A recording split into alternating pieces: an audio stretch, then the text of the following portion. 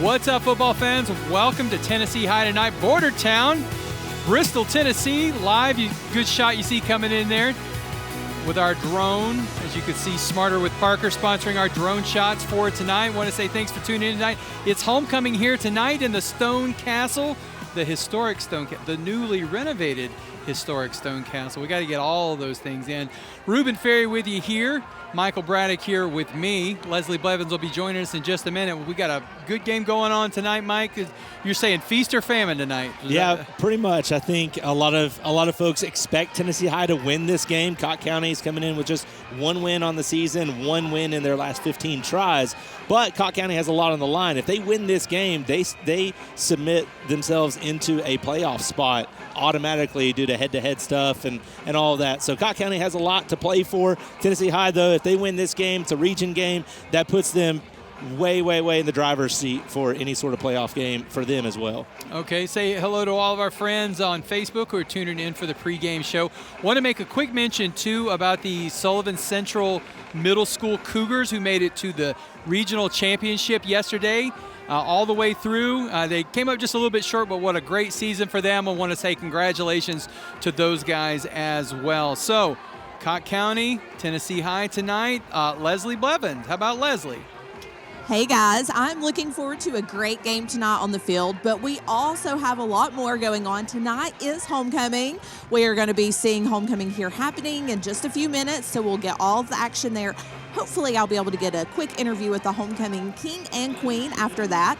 Also, interviews down here on the sideline as always. Also, halftime, huge halftime tonight. I'll be speaking with our Burke Powers and Hardy Student of the Week. You do not want to miss that. It is one of my favorites that I've done thus far. We'll see both bands, a performance from the Vicettes, so we have a lot going on tonight.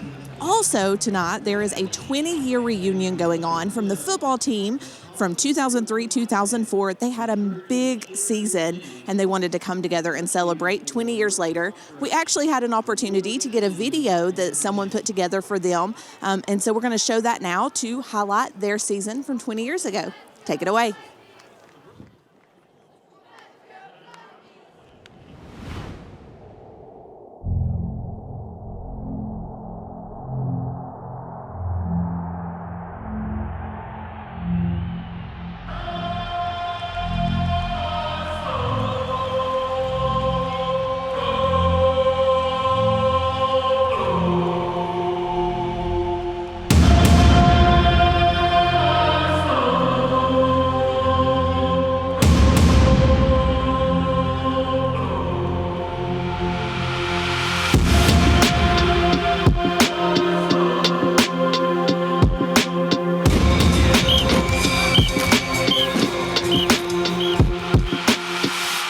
When I first came here, the early 2000s with Coach Stubbs as the head coach, we had some great years.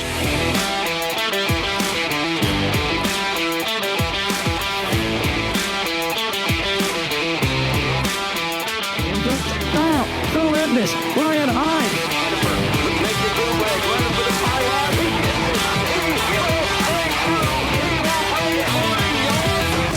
The 04 team went 13-1, went to the state semifinals.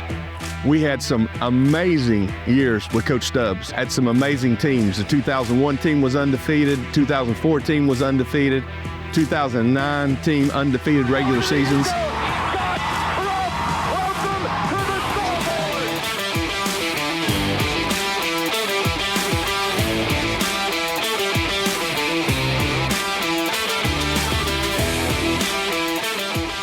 The highlight of that season really was probably the 10th game of the season when we played Sullivan East here at the Castle. We just both happened to be 9-0.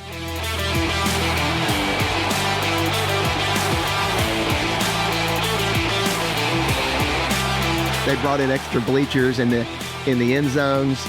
They sold the place out. I think the fire marshal had to quit letting people in. And then we ended up winning the game 54-0. These are young men who bought into the family and team concepts. This allowed them to play for each other and to become a team that played as one. They made memories that will last for a lifetime. These teams exemplified the true meaning of Viking pride: discipline, hard work, and a great effort.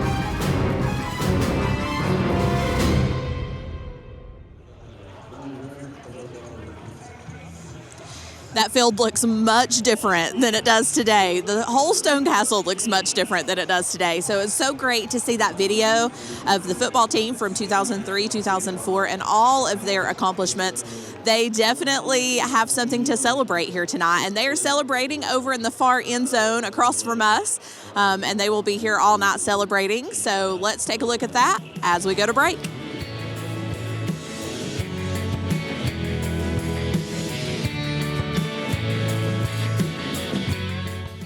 Timeless country. Oh, play me some mountain music. She said, here's your one chance, fancy, don't let me down. The good stuff that brings back so many memories. 96.3, The Possum. And that's why I hang my hat in Tennessee.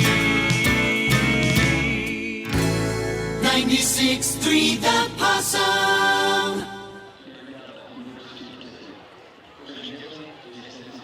You guys couldn't see it from your vantage point, but Mike was getting a little nostalgic. He was tearing up. That was when he was in school when they went. Yeah, that was the year after I graduated. So I went to school with those guys for 3 years. Played a lot of baseball and football with them. Those are a great team, but also some great guys. Yeah. And seeing the flashbacks of back 20 years ago, seeing the young versions of everybody, it just brings back a lot of memories. And that's how they're frozen in your mind, right? Exactly. 100%. You run into somebody you went to high school with at Walmart, and you're like, man, you got old, dude. What just happened to you? For sure. All right, so we got Jeff County coming up. We're waiting on the homecoming festivities to start, which they're slowly lining up down there. So whenever there's Nutty, the squirrel, making the rounds, BTES mascot. He's going to teach you about electricity and where not vegetation management. That's right. And where to hide your acorns for the winter. I think there's a whole handful of things that he's going to do. And so we're waiting for the homecoming's about to line up down in the south end zone. But so what else can you tell us about Cocke County? It's not a team that we see very often. No, it's not. And they've had a pretty heavy road of attrition over the last couple of seasons in particular. They won against Boone 2 weeks ago. They're coming off of a bye week last week. But that win against Boone was their first win in 15 tries. They broke a 14-game losing streak. And they lost a heartbreaker to Cocke earlier this year just by 3 points. Mm-hmm. And so they've had those close moments, and they're hoping that the win against Boone and then the bye week to prepare for Tennessee High get some momentum swinging in their direction. But they've got a very tough uphill climb tonight with this Tennessee High defense in particular.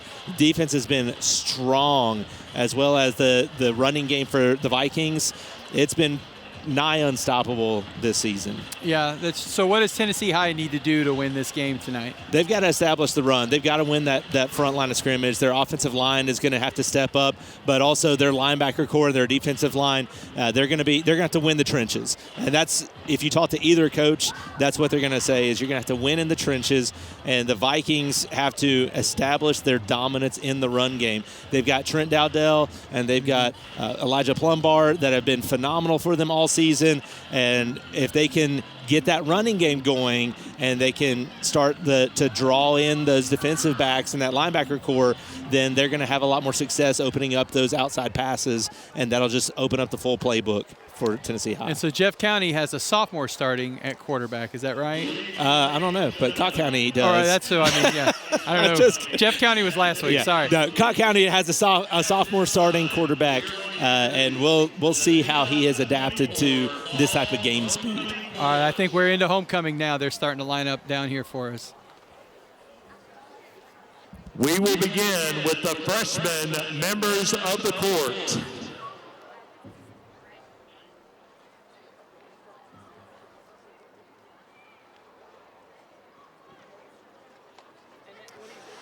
Nyla Prophet, daughter of Kara and Walter Prophet, escorted by Knox Kazee, son of Andrea and Brett Kazee.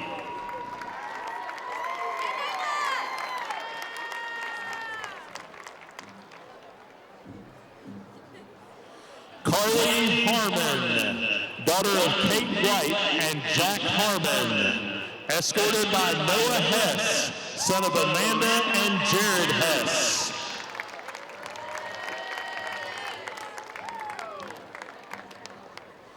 Maddie Singleton, daughter of Whitney and Nathan Singleton, escorted by Carter Smith, son of Kayla Smith.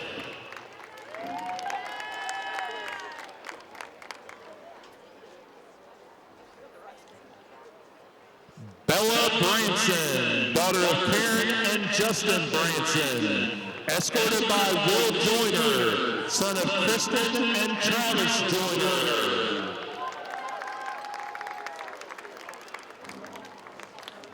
Ladies and gentlemen, let's hear your freshmen, members of the court.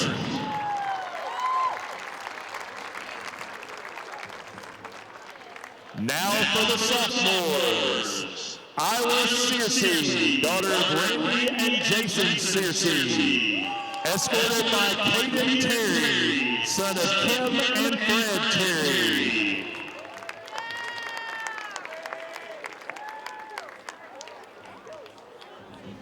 Addie Wilhoit, daughter of Angie and Andy Wilhoit, escorted by Aiden Burton, son of Brian and Krista Burton.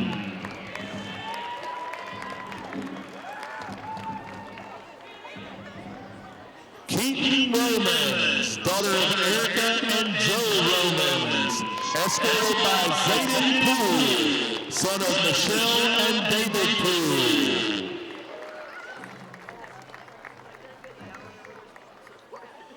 Kate Walk, daughter of Rachel and Roger Walk, escorted by Ryan Roller, son of Ashley Large and Jamie Roller.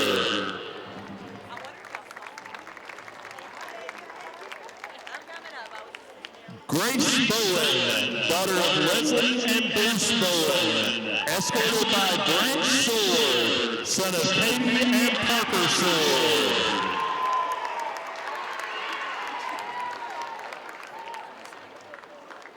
Let's hear it for the sophomore homecoming court.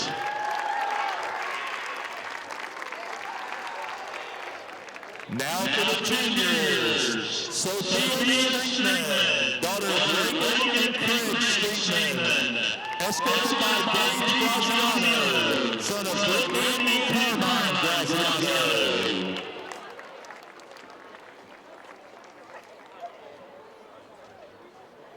Lucy Millwood, daughter of Andrew and Mark Millwood, escorted by Cooper Millwood, son of Christine and Jason Millwood.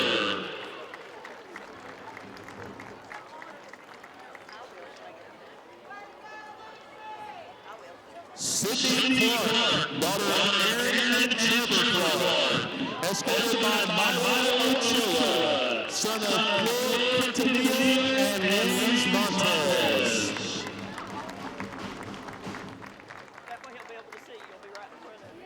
Bree Adams, daughter of Luke and Brad Adams, escorted by Reed Miller, son of Shannon and Brian Miller.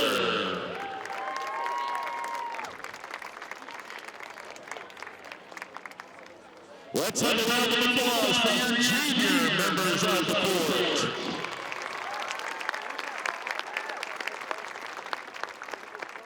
And finally, the seniors.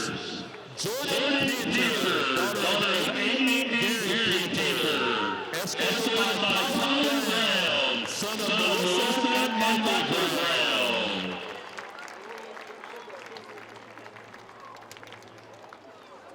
Gwynnie Harmon, daughter of Angela and Eric Harmon, escorted by John Parsons, son of John Harper, and grandson of Sharon and Marie Harper.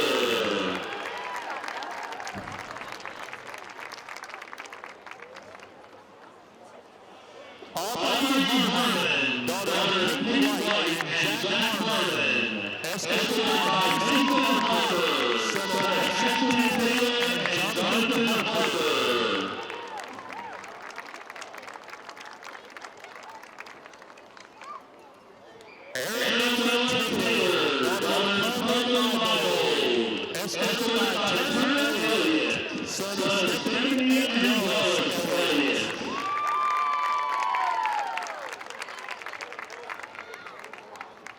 Riley Tolbert, daughter of Taryn and Tolbert, escorted by Zachary Griggle, son of Heather and Jason Griggle. Ladies and gentlemen, the senior homecoming court.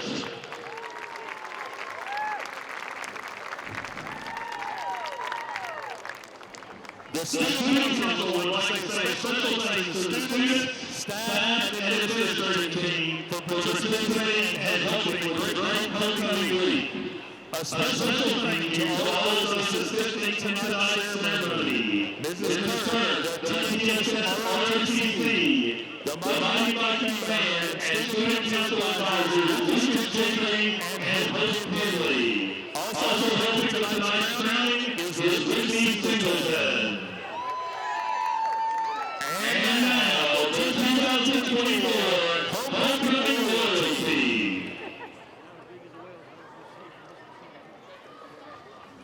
The freshman princess is Carly Harmon, and the correct is not Kazumi.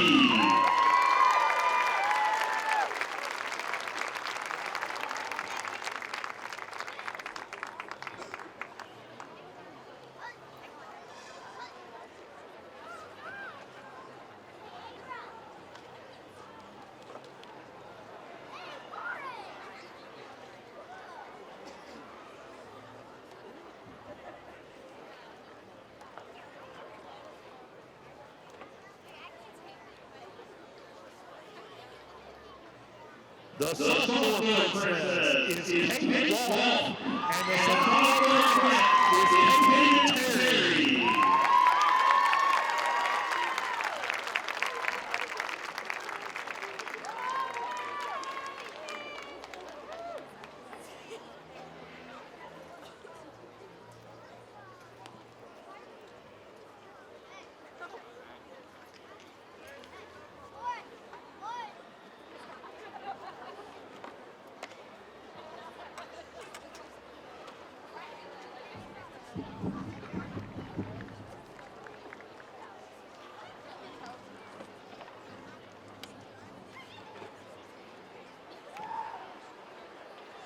The junior princess is Bree Adams, and the junior prince is Dennis Graziano.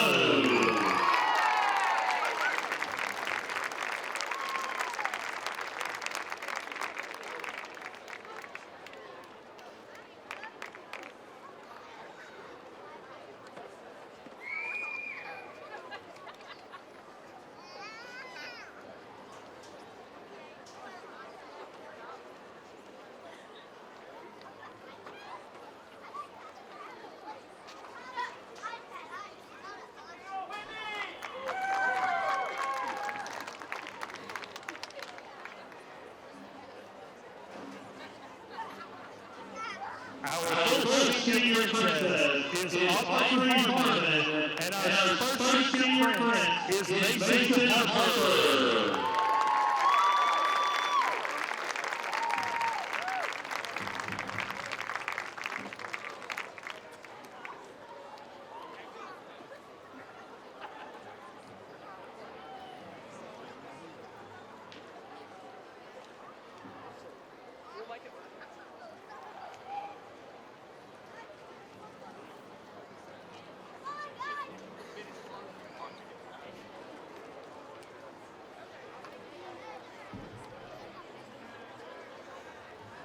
Our other senior princess is Jordan Painter, and our other senior prince is John Parsons.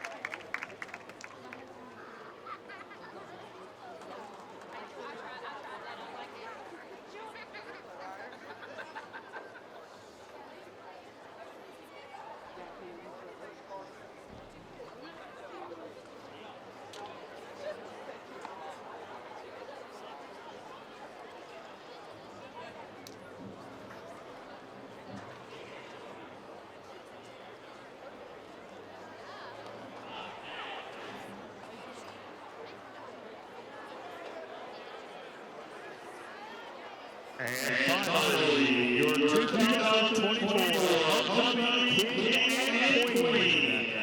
The queen is Riley Tolbert, and the king is Colin Brown.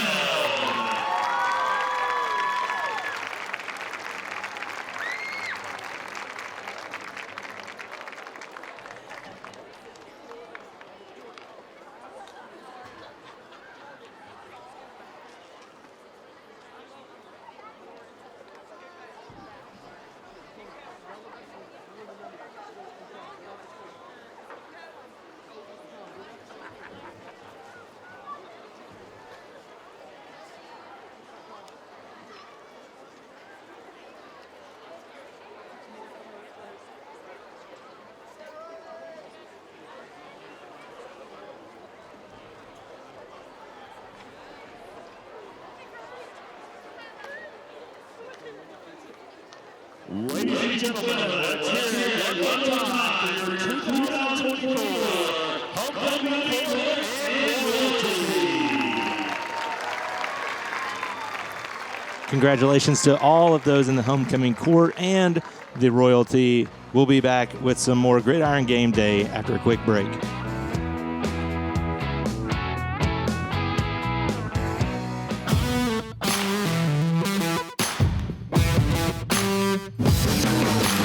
In the heart of the Appalachian Mountains, where the spirit of community runs deep, Bristol, Tennessee Essential Services has been a cornerstone in our area for almost 80 years. Founded in 1945, BTES began with a simple mission: to bring reliable electricity to every home and business in Bristol. Through decades of dedication, innovation, and unwavering service, we've powered dreams and brightened lives. Today, we stand as a testament of progress, offering state-of-the-art services while honoring our rich legacy. Bristol, Tennessee Essential Services, our community's trusted resource for energy and connectivity. Yesterday, today, and tomorrow.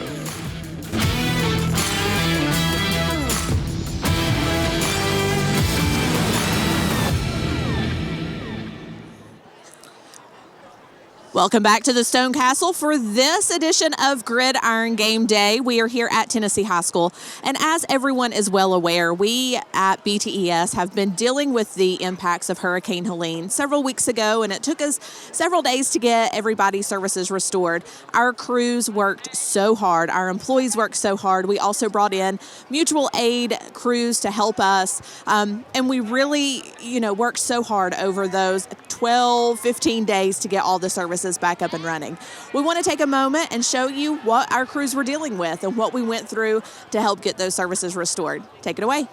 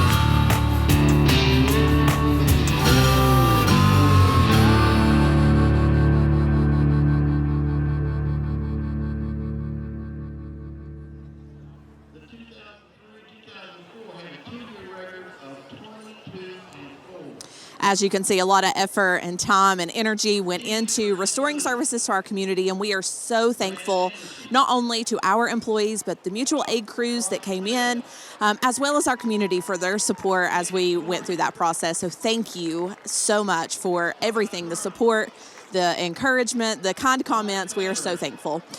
Right now, I'm here with our homecoming king and queen. So let's take a moment and talk with them. Riley, let's talk about all that you're involved in here at Tennessee High. So I'm the president of our Anchor Club at the school, and I'm also president of Student Council, as well as being an NHS and Beta Club, and then I play girls soccer. So very busy. What about you? I'm involved in Student Council. I'm also in Beta Club, and I play basketball. So Colin's very busy as well.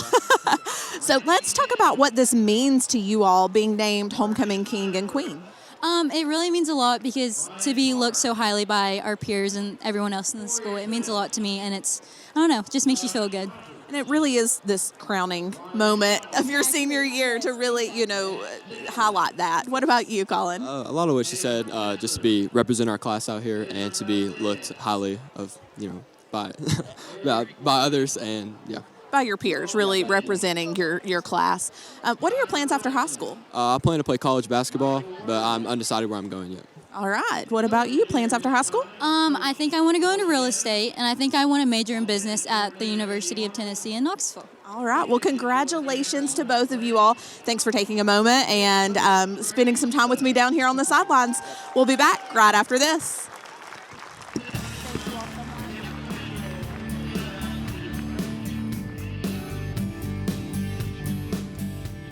Hi, I'm David Wampler. I'm franchisee for Jersey Mike's. We have stores in Bristol, Kingsport, Abingdon, Norton, and soon to have one in Gray, Tennessee. The store that we're in today is located on Volunteer Parkway. We opened this store in July of 2006. Jersey Mike's is a wonderful franchise to be a part of. They're always stressing giving back to the community. We rely on our partnership with BTES because of the high-speed internet that they provide. BTES has always been very responsive to our needs. That is the 2004 team that we talked about earlier that we played the video. They did a little on-field presentation for them, and the band is lining up out here now. They're about to take the field and form the Big T. Let's take a quick look at the 5A standings. Let you know what's going on around town. Yeah, and like we said, it is a little bit crowded here. Sevier County is by far tops. We saw them when they came in against Tennessee High a few weeks ago, and they were phenomenal. But you've got a logjam here of Crockett, Morristown West, Tennessee High, and Cocke County. Daniel Boone they've been struggling all season. They are what they are this year.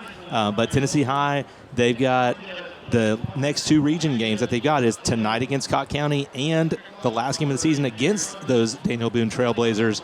So they have their destiny in their own hands as far as playoffs go. And I would look to see some of that movement there. Tennessee High, if they win out, Morristown West, if they struggle against one of those other teams, Tennessee High could very well find themselves in that second spot hosting a playoff game. But if they win the game tonight, that goes a long way to controlling their own fate as they approach the playoffs. All right, well, let's take a quick look at our players to watch for this game as well. A lot of people to choose from here. So here for Cocke County. Yeah, number 22, Daniel Price. He is their primary running back, and their offense has been one that has struggled a little bit this season, but they've got some good weapons. He is a good north and south running back, and he will also play a little bit on the linebacker position as well. And the linebacker position is going to be huge against this Tennessee High running game. We know that their offensive line is good. They're going to open up holes. It'll be up to that second level of defense to stop these runners. Yeah, they had some big corn-fed boys down there on the field, so they've got a great opportunity here with their line. Who do we have for Tennessee High? Yeah, Baron Harkle-Road. He will line up in the wide receiver spot and is a really reliable target for the most part, but especially that defensive back position. Not that Cocke County throws the ball a lot, but he will be able to shut down that receiving game, but also supply that extra level of defense in the run stop game as well. If he is able to control that backfield, that defensive backfield, then Tennessee High is going to have a lot of success, and it's going to be a long night for Cocke County. Yeah, if you go back and you look at some of those games where Harker Road's in, there's a lot of hidden yardage and a lot of unseen blocks that spring a runner. You basically, it's the kind of thing you have to be looking for, or you don't see it. But he's contributed to the team very well at this point. You can see where the band is lined up and the color guard is lined up. They're just waiting to go out on the field and form the tee for us, play Rocky Top, present the colors. And so while we're waiting on them, we're going to take a quick break. Hopefully you'll stick around for some more Possum. 96.3 The Possum, that is, pregame show here on BTES Power 7 Gridiron Game Day. Whether you're building, landscaping, renovating, refreshing, or simply researching, rent the right size tools for your size jobs. In store, online, or in-app at Sunbelt Rentals, where tools rule.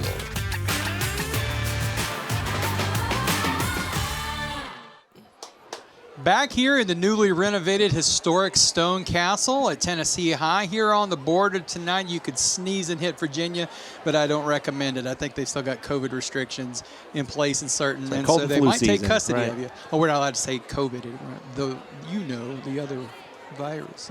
Anyway, lined up out here on the field, you can see from our drone shot, Move Smarter with Parker, sponsored drone shot here. Band is lined up, waiting to go out on the field. Cocke County struggling a little bit this year, but still in a spot to play spoiler, maybe knock somebody out of the playoffs. And so that is what they've come up here to do tonight. And 96.3 The Possum, our pregame show here. Shout out to our friends over at Jersey Mike's who provided food for us tonight. We appreciate you guys. Mike, what do we think here? What can Cocke County do tonight to go up against a 5-2 Tennessee High team tonight? They've got their work cut out for them. Tennessee High is coming off of 3 wins in a row now against Abingdon, Gate City, and then Crockett. And they've got all the momentum swinging in the direction. They had a really tough loss against Sevier County, but that's a very good football team. They were just, honestly, they were outmatched in that game. Sevier County was bigger, stronger, faster, and Sevier County just has the people on their sidelines for a great deep run this year. But Tennessee High is coming into their own. They really found a rhythm on offense now, and their defense has been stalwart. So Cocke County, they've got to open up a two-dimensional offensive game if they're going to have any success. They've got to be able to run the ball a little bit so that they can open up their passing game, because I would imagine that Tennessee High is going to come out starting out to really stack that box and almost dare Cocke County to throw the ball against them. All right, let's check out the band as they take the field here at the Stone Castle.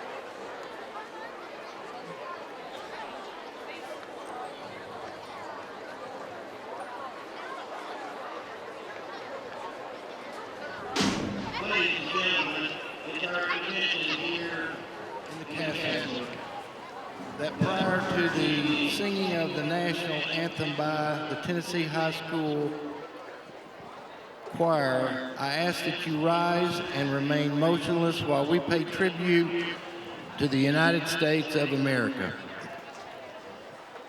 Recognizing that this game is an extension of the classroom learning environment, we will begin our tribute with a moment of silence. As we begin, please remember all the brave men and women serving in our armed forces around the world, and let us remain ever vigilant against the threats to our great nation. Let us also remember our local law enforcement, emergency personnel, and other citizens as they work together to protect and promote our freedoms in this community. And as we practice and exercise our freedoms, let us think of freedom not as the right to do as we please, but as the opportunity to do what is right. Let us now proudly display the red, white, and blue. Let us as a nation be resolved that America will always remain one nation, under God, indivisible, with liberty and justice for all.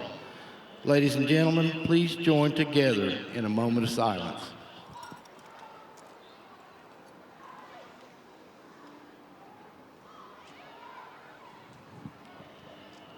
Now, as we focus on the American flag as is presented on the field by the Tennessee High School Junior ROTC Cadet Corps, followed by the singing of the national anthem.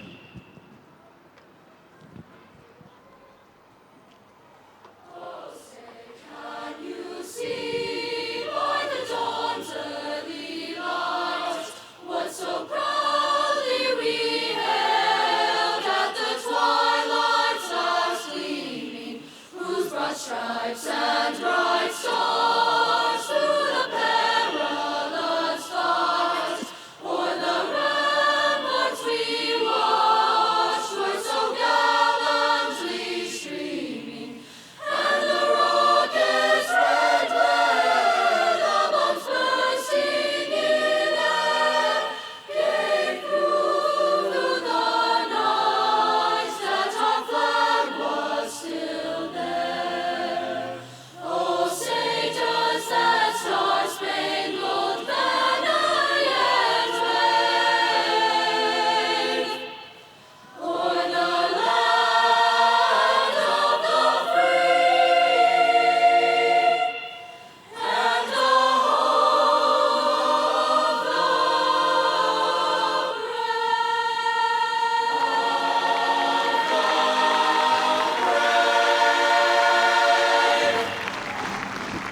Another great job presenting the national anthem here at Tennessee High. You're watching 96.3, the Possum pregame show here on Gridiron Game Day, BTS Power 7.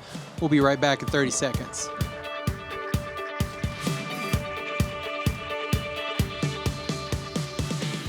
Timeless country. Oh, play me some mountain music. She said, here she wants chance, fancy, don't let me down.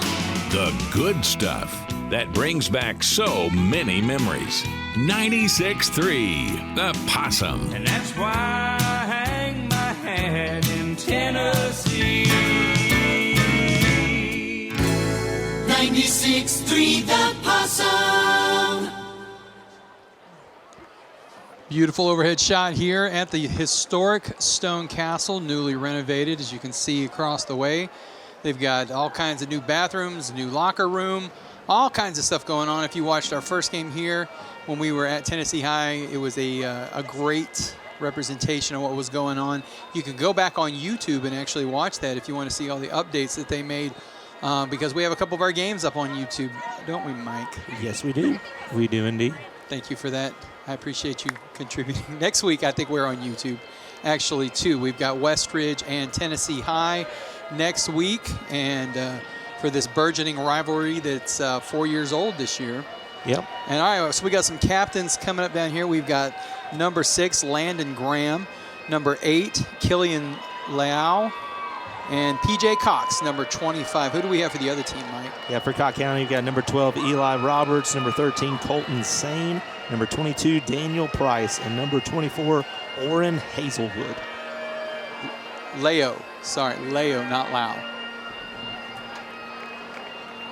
All right, so Cocke County out on the field now. We're going to see number 5 starting. And here comes Tennessee High going into the tunnel.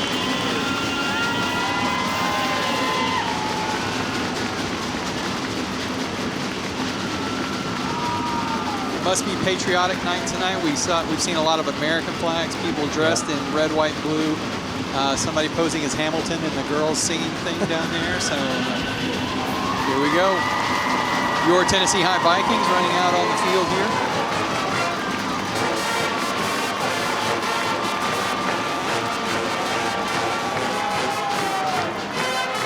All right.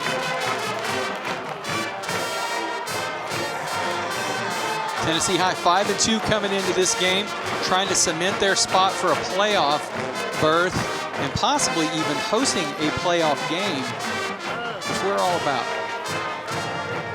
Yeah, lots on the line tonight for both of these teams, region game anyway, and we're looking for a good game of football tonight. Should be a great game tonight. It's a nice, crisp autumn evening. What would be good football weather tonight.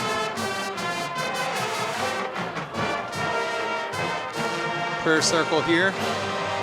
Yeah, warmed up just in time for us to not freeze to death, because the last couple of days it's been in the low to mid 50s as the high, back down to freezing or below for the low. So it will be it'll be crisp on the sideline and in the stands tonight. But due to the newly renovated historic stone castle, we've got a nice temperature controlled sound booth up here. Not that I'm bragging. But we kind of. But we are just a little bit. As the band marches off the field, the Mighty Viking Band, we'll probably see them coming up at halftime, and it looks like Cocke County's band, or at least a single tuba player. He's going to play the VeggieTales themes anytime somebody comes out of the game, I'm assuming, is sitting over there on the far side. And there we are. We were in the lower middle section. Lower middle. You know, look at the Cocke County captains there, and this is an experienced team. Last year they were very inexperienced, but this year they've got several seniors on their roster, and they expected a little more out of this season than what they've gotten from their team to this point. However, it is what it is. They've just got to kind of build that momentum. They lost a close game against Crockett, and so they've had their chances, and it's really up to their defense. They have been struggling a little bit with their point differential. They've allowed 225 points on the season, and they've only scored 128. Hi, good evening, man. You're tonight's captains. Expect y'all to be good sportsmen. Take care of your teammates and make sure they're good sportsmen. Y'all have perfect. Visiting team is Cocke County, color the white team. Home team, Tennessee High, color the red team. White team calls the team calls 24. That is you. That is heads. That is tails. If you'll call it, I'll flip it. If I drop it, I'll toss it again. What's your choice? You call heads. We're going to take 2 steps back from it. It is heads. Cocke County is one of the toss. You're going to receive the football, which maybe you want to kick to start the game. If you'll put your back to the pocket, look at me right here. Cocke County is one of the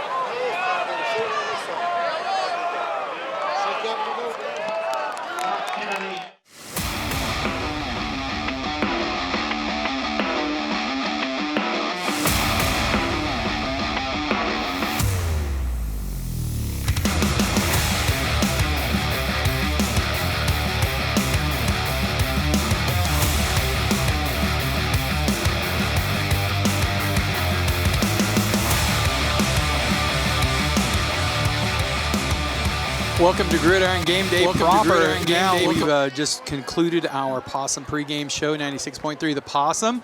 And we're going to say goodbye to all of our Facebook friends here as the pregame show is ending. And we will get a chance to, probably closer to kickoff is when it cuts off normally. But we're here in the historic Stone Castle tonight. The Tennessee High Vikings taking on Cocke County tonight. probably trying to cement their playoff spot tonight. Yeah, it will go a long way for Tennessee High. They can't outright qualify for the playoffs with a win tonight, but it goes a huge, huge way for them, and they have their destination in their hands. If they can win tonight and then win against Boone, or have Boone not beat one of their other opponents, they've got some remaining opponents that kind of is a long shot to happen anyway, but Tennessee High definitely has their destiny in their own hands. All right, here we go. Kickoff, fielded around the 30-yard line, low kick, a little bit short. Number 15 on the return out to the 40. That's a return of about 11 yards, and that is Tawan Dockery on the return. Decent field position for Cocke County starting off. Knox Arrington with the kick.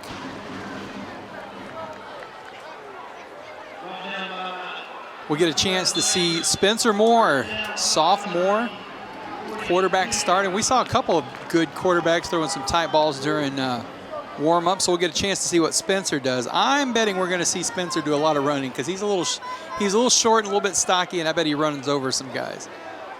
Out of the pistol, rolling around to his right, and that ball is tipped and knocked down. Yep. Second down for the Vikings. Great push there up front by Khalil Honaker,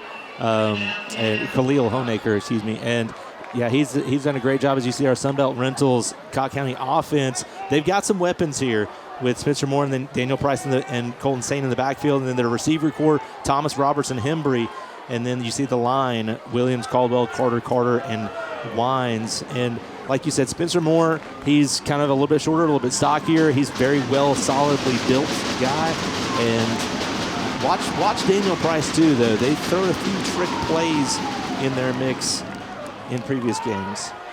So quarterback keeper after that looked kind of like a run-pass option, like he was reading the defense, deciding whether he was going to keep that ball or not.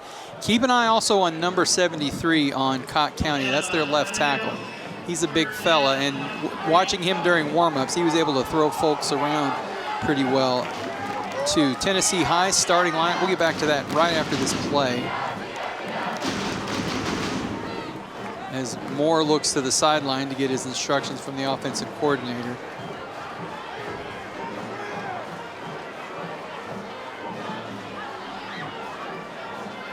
Single back in the backfield.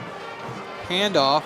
Looking for some room to run. Gets around the end out after he gets across the 50-yard line, down about the 46. That's number 13, Colton Sane.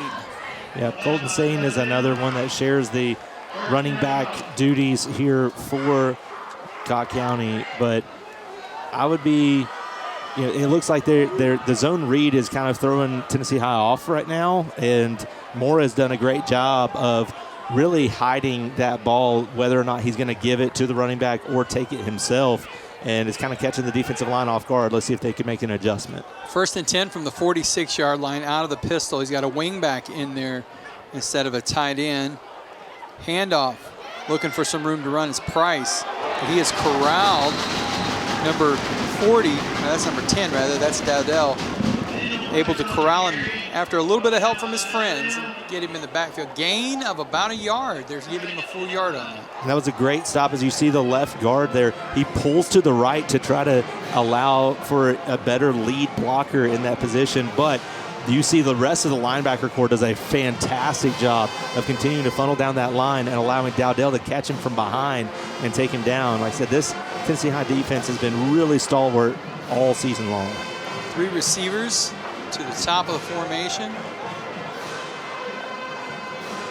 Moore changing the play at the line of scrimmage. Back to pass. Crossing screen in front. One of the captains, number 12, as he gets all the way down to the 35-yard line. That's Eli Roberts on the reception. That was a gain of about 20 yards. Just a really quick kind of slant route here by Roberts. And Moore does a great job of kind of looking right, looking the linebackers off, and they lose contain on him, and he gets to catch that little soft spot right there on the underbelly of the middle of the defense. Picks up enough for a first down. You can see he was backpedaling like it looked like a screen and just toss it over their heads there. Single back in the backfield. Handoff inside, number 21, Talon Leas. And he has got a gain of about 4 yards on that play. That's going to bring up 3rd down. That's going to bring up 2nd down.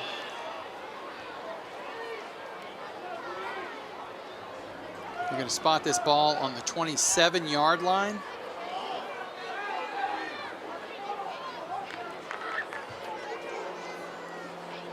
Mr. Garvey high-fiving some of his players.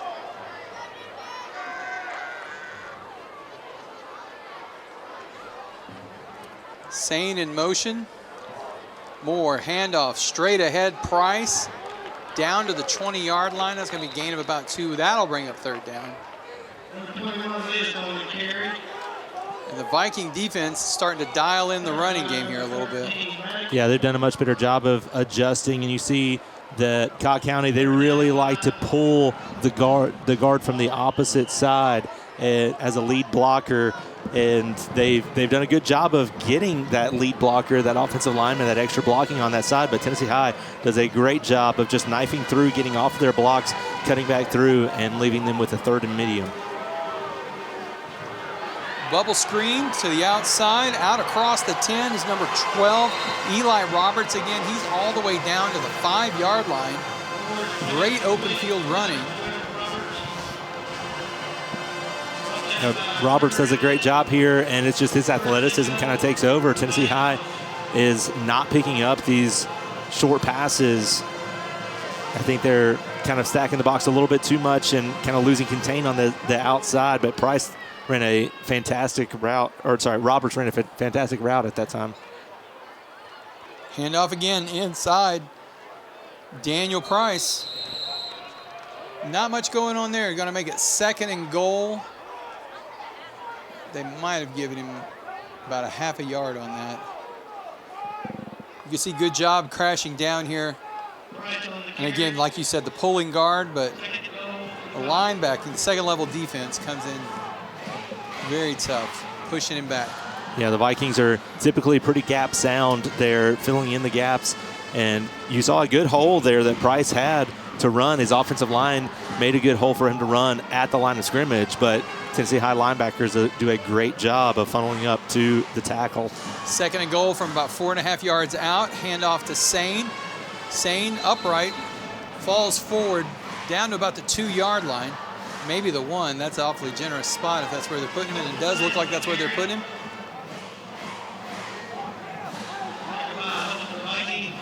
He's got that Eric Dickerson neck brace going on there.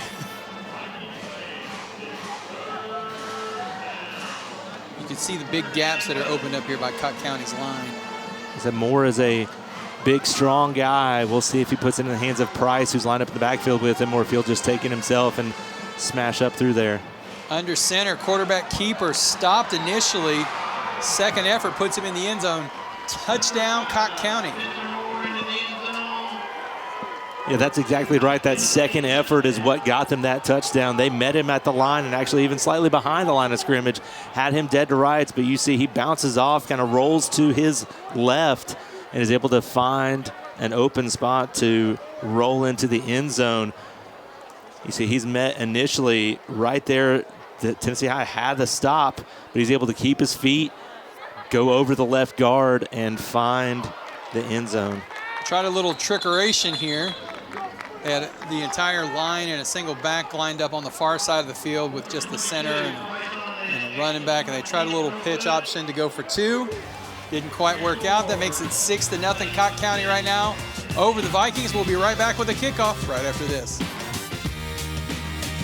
Did you know that United Southeast Federal Credit Union has loans for all kinds of things, like a house, a new car, or even a big old camper? They can help make it happen. If you want to go on vacation, like to a baseball game, USFCU is here to help. You can apply for loans online or in person, whether it's for something big or something small, like your first used car, which I'll need soon. I wonder if they can help me buy a baseball team. Hey Siri, remind me to ask Mom. 60 yards in about 8 plays. Cocke County marched down and punched it into the end zone finally. And so now we're going to get a chance to see Tennessee High come out. And looks like we might be lining up for an onside kick. Of course, this could be some more trickeration. We've already had a little bit of that going on as well. Elijah Plumbar back to receive. The Vikings are responding well too, though. They're lined up. Referee reminding everybody to stay behind the line until the ball is kicked. Now they're going to spread out.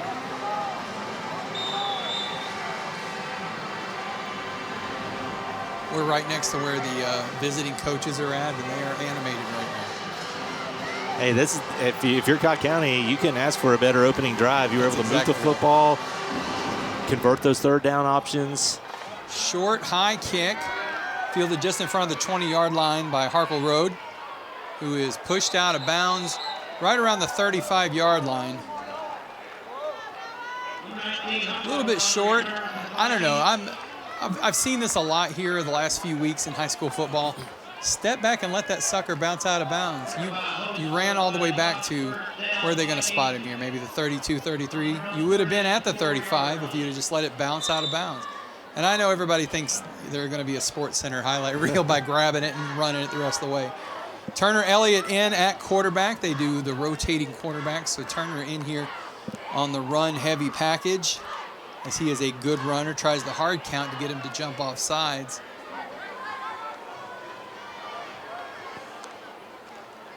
Handoff inside to Dowdell, who's out across the 40 when he finally meets some of the Roosters. Let's take a quick look at the offense here. Like you said, Tennessee High does run that dual quarterback there with Jack Richardson coming in to spell Turner Elliott. And then Dowdell, we're going to hear his name a lot, as well as Elijah Plumbar. They're both kind of interchangeable back there in the backfield, too. You saw the receiver core and the line. Everybody crucial to a Viking win. Quarterback keeper this time out across the 45, across the 50. And this is what you have to watch out for Elliott. He is a strong downfield runner, likes to stick his head down. So there's going to be a lot of play action. There's going to be a lot of traps and misdirection. We see the Cocke County defense here. Fine, Clark, Porter, Sane, Carpenter, Field, Forte, Hazelwood, Roberts, and Cofield rounding out the secondary. Yeah, you don't see a lot of seniors on that list, but a lot of those juniors played last year as sophomores too. They had a very young team with an extra year of experience under their belt. Elliott handoff inside to Dowdell. He is off to the races, almost out. We're going to see how close this is. Is this going to be a flag for a horse collar? It is. There's a flag on the field. Yeah, that is definitely going to be a horse collar. They modified the rule a few years ago to where if you tackle them at the nameplate, even if it's just by the jersey, that's technically still considered a horse collar. But a great, powerful run by Dowdell, and that's the only option that Roberts has, is to try to tackle him by his shoulder pads, able to dive in. Foul. Illegal horse collar tackle against number 12 on the defense. The penalty is, of course, half the distance to the goal, first down. Our friend Mike Gantz, who always was doing a preseason show with us for a long time, will keep us updated, still keeps us updated on rule changes and how that affects the game.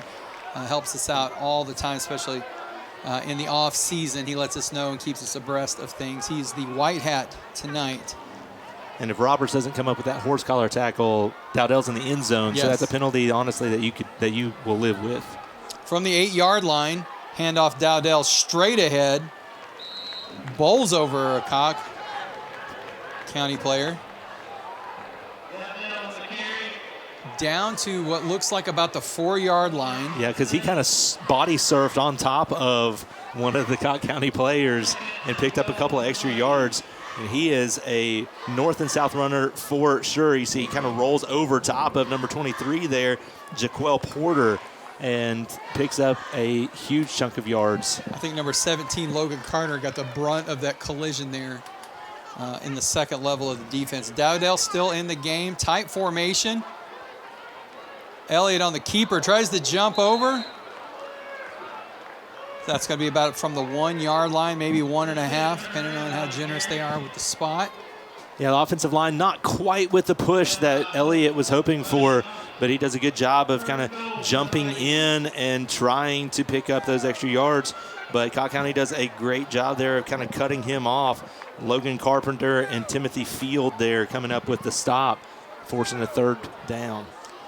Richardson checking in at the game, but not in at quarterback as Elliott takes it from under center, and we've got a flag on the play. They were trying to blow the play dead before it got started, so we probably got a little bit of a false start going on here. Yeah, that's a killer if it's on the offense.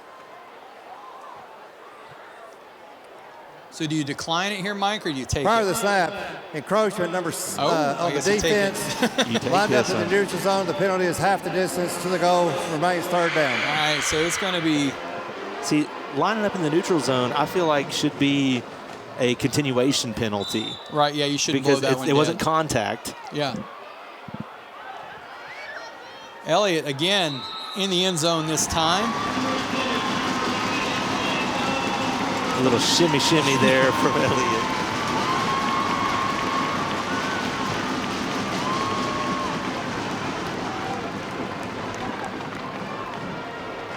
(6-6) Tennessee High coming out to attempt the extra point.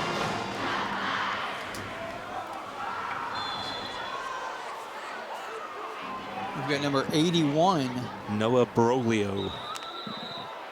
That's going to be whistled dead as well. Great looking kick, though.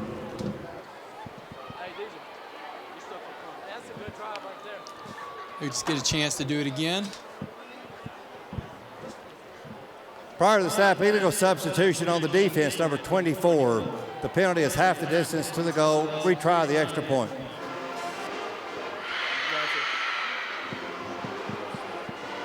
So another penalty on the defense. This might be why we're seeing Cocke County having a hard time. Just little simple things that are pulling them out of the game slowly. Broglio not quite able to make it into the end zone. Saying smart enough not to slam him once he got out, giving them another chance to go for it. Yeah, just a dropped hold on that part. So actually that defensive penalty goes against you, making the original PAT no good now, as you see a good look at Elliott just diving in and then jiving in the end zone. Oh, dive and jive. What a beautiful shot here of Border Town in Tennessee. Download the new Bristol, Tennessee City Schools app today. Stay up to date on everything BTCS. You can customize notifications and include the district, individual schools, and even athletic news. Go to btcs.org to learn more. 7-6 now. The Vikings are leading. 3 minutes to go here in the first quarter. 2 great opening drives for both teams. And both defenses look about the same. I mean, it's a pretty even game at this point. Yeah, it's going to be a game of adjustments as always, but we'll see if Tennessee High's defense can do a better adjustment. And they kind of, I think that zone read running game by Cocke County kind of looked like it took them by surprise a little bit. It was almost like they weren't prepared for that type of offensive play calling. Another little chip kick there out to number 15, who fields it again right around the 30-yard line. He's out across the 35, stays on his feet out to about the 38. Again, that's Tawan Dockery. Spencer Moore is going to bring his offense back out on the field. Yeah, they did a great job of moving the football. I mean, they picked up 1 3rd down, and other than that, they were moving right along and coming up with some pretty good chunk yard plays. So we'll see if Tennessee High can make that adjustment again, as there looks to be an equipment issue there by number 12. They'll have to sub him out, get that taken care of. Number 82 subbed in. Got to tuck his jersey in. Devin Caldwell.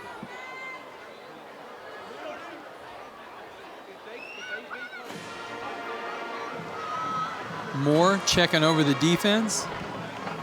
Back to pass. Looking downfield. He's got a guy open. Just out of the reach. Made a good move there on Plumbar and got just behind him. Ball just a little bit overthrown that was intended for number 2, Tucker Embry.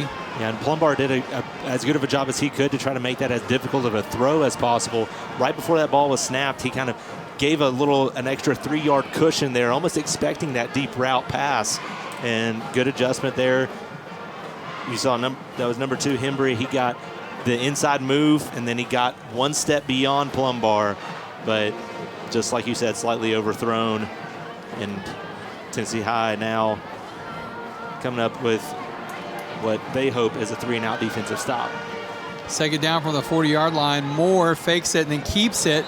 He's out across the 40, maybe a gain of 1 or 2, not much on that. He was met pretty well by the Viking defense at the line of scrimmage. Yeah, Jackson Reed, number 27, was the one that came up and made that initial tackle, and he is just a sophomore in his own right, but these guys, they are just defensively sound. That's been the calling card for Tennessee High for a long time, is their defense is going to come and play. You're going to have to beat their defense to beat their team. It looked like they're starting to get a little bit of a read on some of these gaps as well. Third down from the 42-yard line. Moore on the move and hits his player. Oh, the ball just bounced in and out of his hands and off of his mask. That was number 24 for Cocke County. Is that right, 24? I don't see him on the roster. Yeah, there he is. Yeah, that's Hazelwood. And you see right here, Dane Music, number 4 for Tennessee High. I think he causes this miss because he had every chance of intercepting that ball and just kind of screened him from being able to see that ball coming in, which made it that much more difficult. On the field here, we lined up in another unique formation for punting. That ball is a well-kicked ball, fielded around the 25-yard line. I probably would have fair caught that one. There were 3 white jerseys near him on that. Yeah, that's Bo Utzman, just a freshman, getting the opportunity there on the return. Now, he is super fast. He is lightning quick, but probably better served to call a fair catch in that instance with a couple of guys just about 2 yards away from him. Yeah, he had 3 guys on him, but, again, I understand the wanting the opportunity to run the ball back. Turner Elliott back in at quarterback.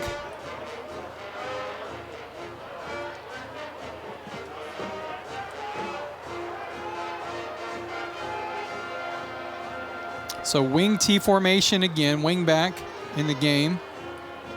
Move around, that's Fegans. Hand off to Plumbar. He's going to take it around the left side of the line. He's out across the 30 and the 35.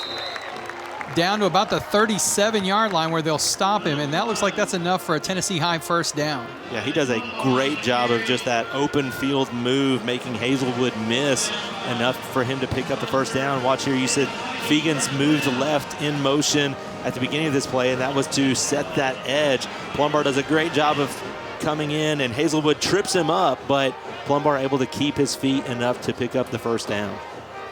From the 38-yard line, they gave him a generous spot there. 1st and 10. Fegans in motion again. Handoff. Actually, Elliott's going to keep it after the fake handoff. Out across the 40. That's a gain of 4 as he gets out to the 42-yard line.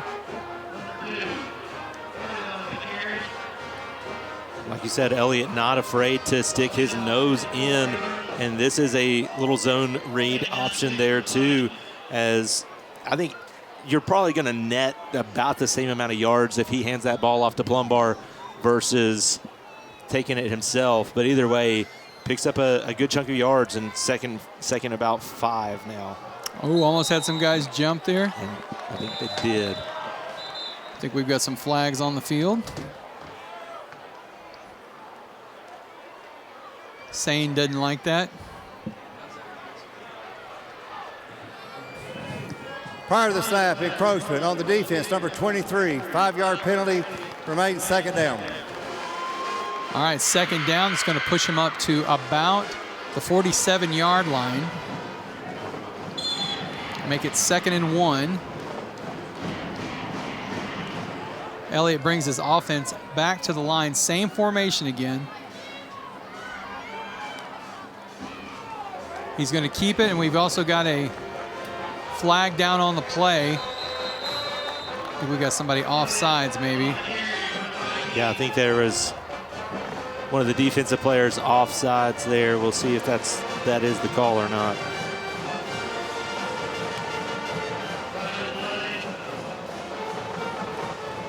Mike Gauntz talking it over with his referees. See, if it's an offsides penalty, they let the play go to see, it's basically a free play for the offense. If they score a touchdown, then it stands. They can decline that defensive penalty. And we'll see what the call is, though. It occurred prior to the snap. The defense was lined up in the neutral zone, which is a 5-yard penalty. Remains 2nd down. That would give them a first down. Let's let that remain first down. Yeah. Just a little misspeaking there, but he gives the right signal for a first down call because it was 2nd and a long 1. So that's enough for a new set of downs for Tennessee High. And like you said, there's a reason usually whenever you've got athletes that look as good as Cocke County does and not performing up to par, and penalties and kind of those inconsistent plays are gonna hurt you. Leslie's on the sideline right now. Leslie? I have a very special guest down here. This is Jingle in her cute little hat. I also have Eric Cuddy. Not that you're not special, but Jingle is very special. Jingle's the star. Yes. So let's talk about, Eric is on the school board, but let's talk about Jingle and really what she's going to be doing. So Jingle is our newest employee of the Bristol, Tennessee City Schools, and Jingle is going to be at Viking Academy, and she's going to be there every day just bringing joy to all the students and also being there for students who may just need to spend some time with Jingle during the day just to help them get through the day and maybe help them with problems that might be going on in their lives. And she's going to be at Viking Academy. She's getting ready to go to training, correct? She is. So she leaves next week for training, and she'll be in training for a couple weeks in Abingdon, and then she'll come back to us and start working every day. You like that? I think she wants to talk to everybody. Oh, she was biting the microphone. So this is something that you all are wanting to do in all of the schools, really having an animal to be that comfort. Yes, our goal is to have a therapy dog in every one of our schools. So all our elementary schools, our middle school, and of course Viking Academy and Tennessee High School. So we're excited. Well, we love Jingle. I think I'm just going to keep her down here with me on the sidelines. But thank you so much for bringing her down and talking to us. I'm going to send it back to the guys. Elliott with a little flip out pass to Fegans, who's out across the 40 and all the way down to the 30. That's about an 18-yard gain there. I think Mike and I are jealous of Jingle's hat. That's right. Well, and you can look up Jingle on Instagram. Jingle has their own social media account. But no, you see a great little just dump out pass here by Fegans, able to run up, and he is a big guy. He's hard to tackle, as you see. He just kind of drags one of the Cocke County players along with him before he gets help from a couple of his buddies. And Fegans picks up the first down and more. Handoff to Plumbar going around the left side of the line, cuts up, finally tripped up. He was about one step away from breaking that play. And that's the difference between Dowdell and Plumbar, and really that's the value between Plumbar and Dowdell, is that Plumbar, he's a little more stick a foot in the ground, one cut, and more of an elusive back. Dowdell a little bit more of the power back. Not to say that Plumbar can't put the power in, but he is a little bit better on the edges there. Dowdell a little bit better inside the tackles. Elliott moving his offense down the field. They're on the 28-yard line now, second down. Back to pass, rolling around, getting a little pressure from number 3. That ball is in and out of the hands of number 19. That's Harkle Road. Elliott does a good job of getting rid of that ball. And that ball looked like it was tipped up in the air, but the player that tipped it up was standing out of bounds. Yeah. So that immediately made it an out of bounds incompletion. But Elliott tries to find the edge, just can't, just kind of dumps it out there. As you see, the number 12, Roberts, was standing out of bounds. That immediately made that ball dead anyway. Elliott out of the pistol, is going to keep it, dives straight ahead with Plumbar out in front of him, and he's out across the 15-yard line. That's enough for a first down for the Vikings.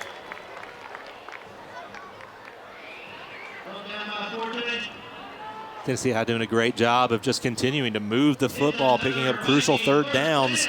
Like you said, Plumbar does a great job of getting that second level block, enough for Elliott to find that first down. But if you look at that initial line of scrimmage, I mean, you could drive a Mack truck through that hole that the offensive line created.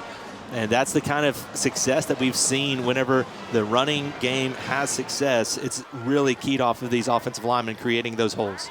1st and 10 from the 15, shovel pass out to number 17, Riley Price, who is hit in the backfield. Cocke County sniffed that one out really good.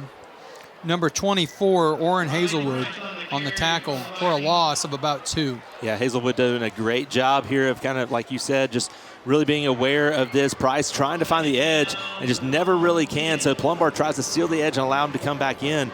But Hazelwood grabs a hold of his jersey and just would not let go, and gets a loss of about a yard. Cocke County on the other side almost had an illegal substitution going on there. Handoff inside. That's the Plumbar. He's back out across the 15. That's going to bring up third down for the Vikings at about 9, well within their kicker's range. Yeah, number 12, Roberts, there on the tackle that time. Plumbar not able to find that hole that he was looking for. As you saw, Roberts, he had a hole, but then Roberts filled it. And that's what Coach Dykes was talking about for Cocke County, is that they really need to be gap sound, because they know that Tennessee High's offensive line is good. They're going to create gaps, and those linebackers have to try to come in and fill those gaps. Price in motion. Elliott on the keeper, straight ahead down to the 5-yard line. And it takes several people from Cocke County to bring him down. That's awful close to the first down marker. That might be measuring territory. Looks like it's going to be enough for a first down. They're going to give it to him. In between the 3 and the 4-yard line there. That's the type of plays where games are won. Those tough yardage plays, just those hard-nosed runs where everybody knows you're going to try to pick up the first down via the run. Tennessee High, a very run-heavy offense, and Elliott does a fantastic job of being able to pick up just enough for a first down. At the top of your screen, Jack Richardson, quarterback, in at wide receiver. Looks like we've got a little bit of movement here. Actually, we're going to have a timeout. We saw a flag coming in, but they called a timeout at the same time. We'll see if they got one in before the other. Tennessee High wanted to talk about it this close to the end zone.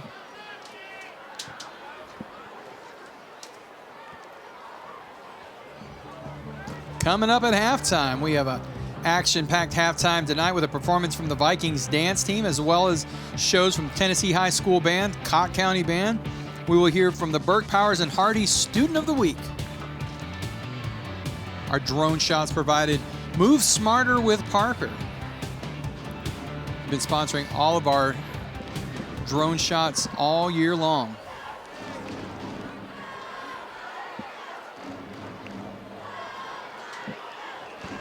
Coach satisfied that he's got his team ready to go here. 1st and goal from about the 3.5-yard line.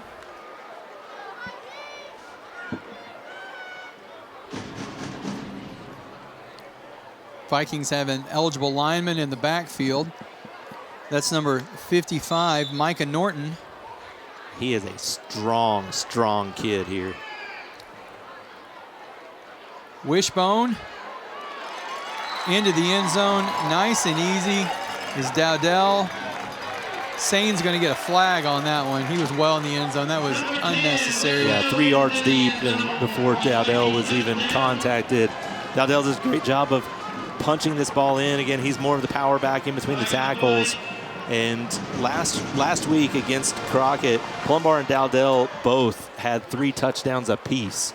And they're looking for more offensive dominance here as well.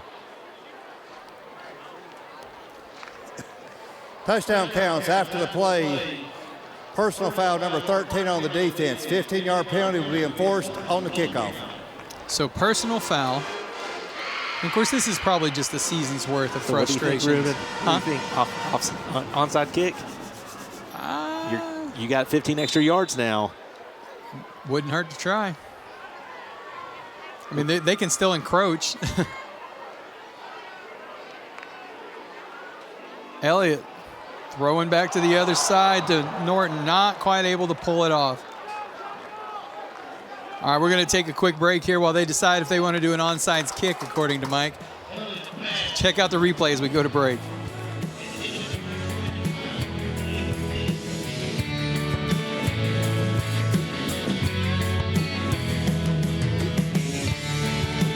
Bristol, Tennessee Essential Services, we want to help you manage your monthly electric bill.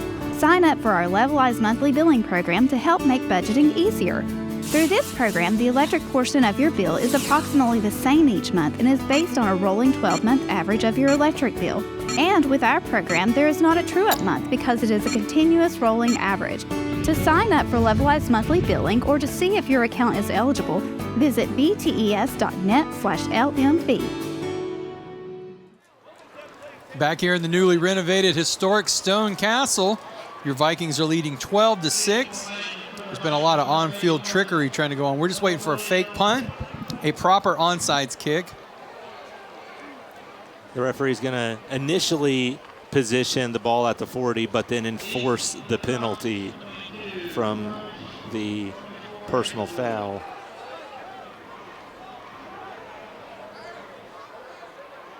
Knocks Arrington back to kick. Price back to receive. And that's not Arrington, that's Brolio. Well, Coach Holt's wondering why the penalty is not being assessed. He's not wrong. That was Brolio, not Arrington. So that's what I'm saying. Like that, I don't know what was going on, but Coach Holt's like, hey, hold on a second. Well, even everybody from Cocke County was already backed up. They knew what was going on. Yeah, and they were kind of caught by surprise. Like, he's about to kick this thing from the 40. But the personal foul, like I said, was assessed on the kickoff. You're from the opponent's 45-yard line. I mean, you got to onside this thing. Go for it. They're going to punch it out the back of the end zone. I don't get it. Feels like a wasted opportunity. Yeah, I don't get that because, I mean, at minimum, it's going to travel 10 yards, and you've let them start on the 35-yard line pretty much both of the first drives anyway. Yeah, you don't lose anything by doing it. At least squib it a little bit, kind of like what they have been doing. Yeah. But that time he just do the little pop-up kick you have been doing all game. He just full-on sent it through the back of the end zone, though, for a touchback. 12-6, Tennessee High leads over Cocke County. This is the third offensive series we've seen from Cocke County tonight. Spencer Moore with the handoff to Price, who's trying to make the corner and does a little bit, ends up with about 4 yards.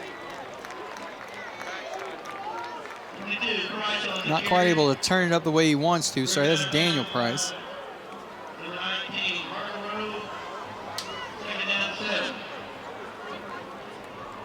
Mr. Garvey was pleased with his team starting out early. They moved the ball up and down the field very well. A couple of penalties took them out of range. Ended up having to punt.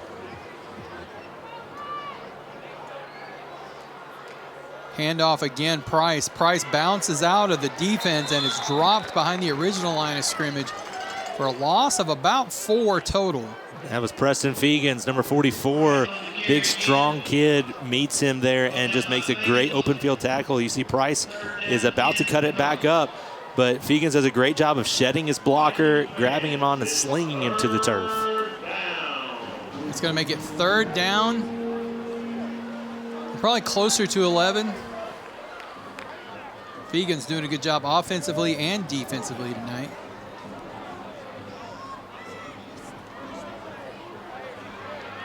Blitz, sack, Khalil Honecker.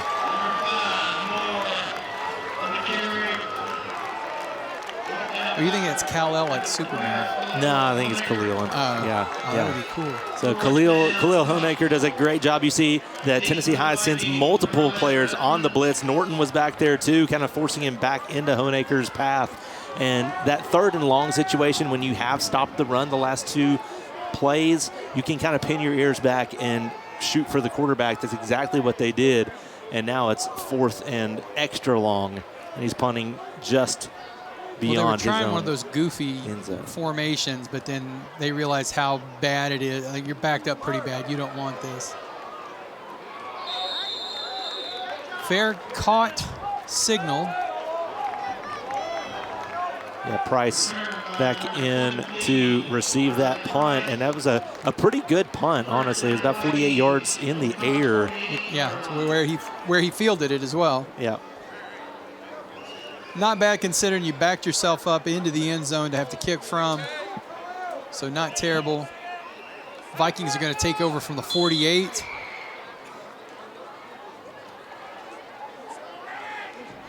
Three receivers in the game. Plumbar in motion, handoff inside to Dowdell, who powers his way down to the 40-yard line of a gain of about 8. Yeah, Dowdell just doing a fantastic job. Once again, Richardson in there now for the quarterback duties as he shares those with Elliott. And he is a pretty prolific passer in his own right. Delivers a very good ball, an accurate ball. But I would still count on Tennessee High relying on this run-heavy offense.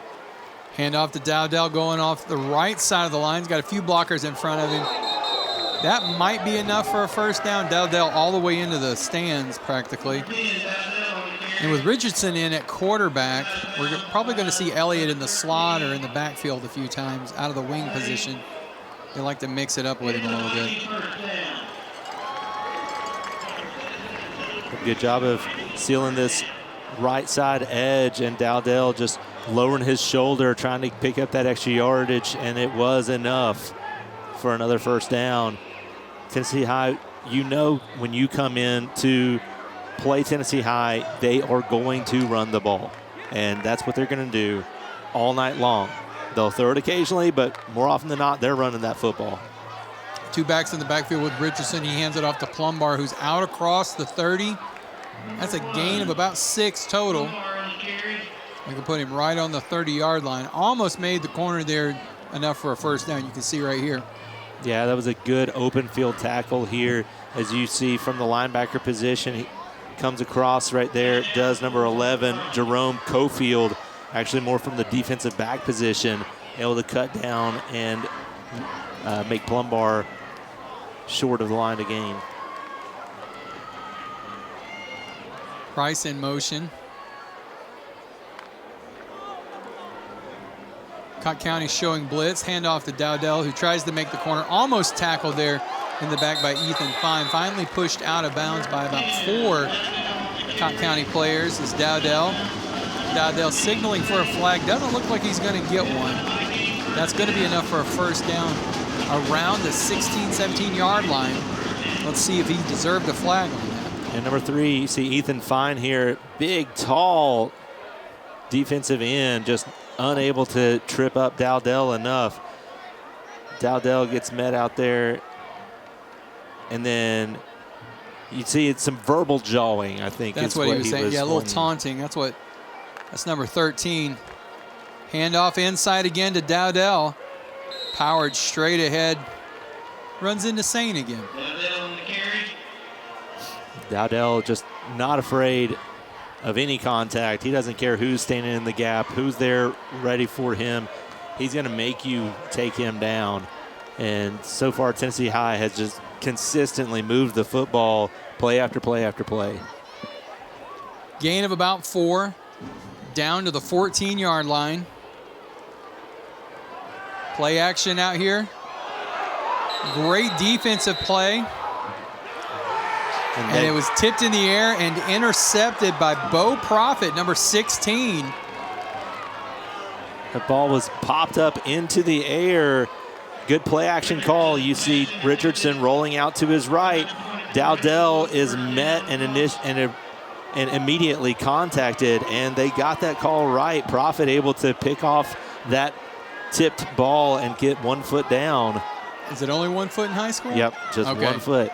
That was going to be my next thing. I was going to say, I think he only got 1 foot in. It used to be for the longest time. They were 2, and then college was 1, and then the pros were 2. So they've changed that for high school. Good heads-up play there by number 16, Profit. It's going to give his team the ball from the 11-yard line. And this is the break that Cocke County needs to get their offense back on there and try to put something together. Moore back to pass, getting a lot of pressure and getting pushed back towards the end zone. Finally brought down. I didn't see the number of the play. Yeah, I think that was Cooper Boer was the original one back there, as well as Honaker in the backfield.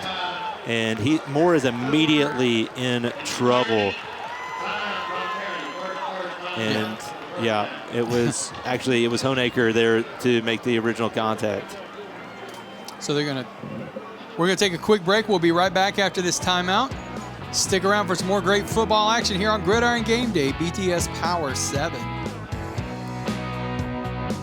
Hi, I'm David Wampler. I'm franchisee for Jersey Mike's. Our business is a family business. We have 3 son-in-laws now that are partners with us, and we have grandchildren that are now working for us full time. We try to instill into our employees, we've got to make the subs properly. We have to do it in a clean store, and we have to be friendly with our customers so that they will come back. We rely on our partnership with BTES because of the high-speed internet that they provide.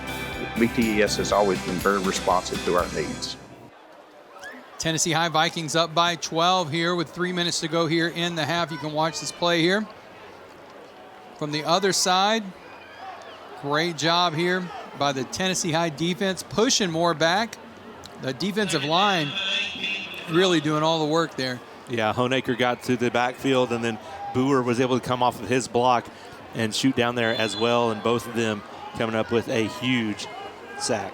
2nd and almost 20.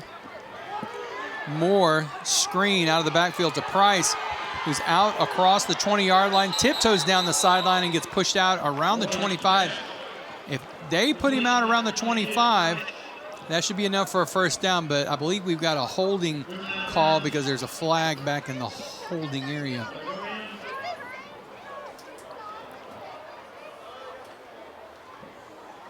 Yeah, we'll see what the call is, and I think either way, Tennessee High got caught in an over pursuit there. They were shooting for the safety so hard.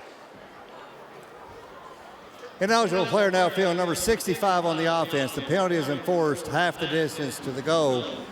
Replay 2nd down. Oh, goodness, that is, goodness gracious. That's going to push him back to about the 2-yard line. Although the down marker hasn't moved with him. There it goes. And that would have been enough for a first down because he tiptoed out of bounds right at the 25. Yeah, he picked up some hard yardage there.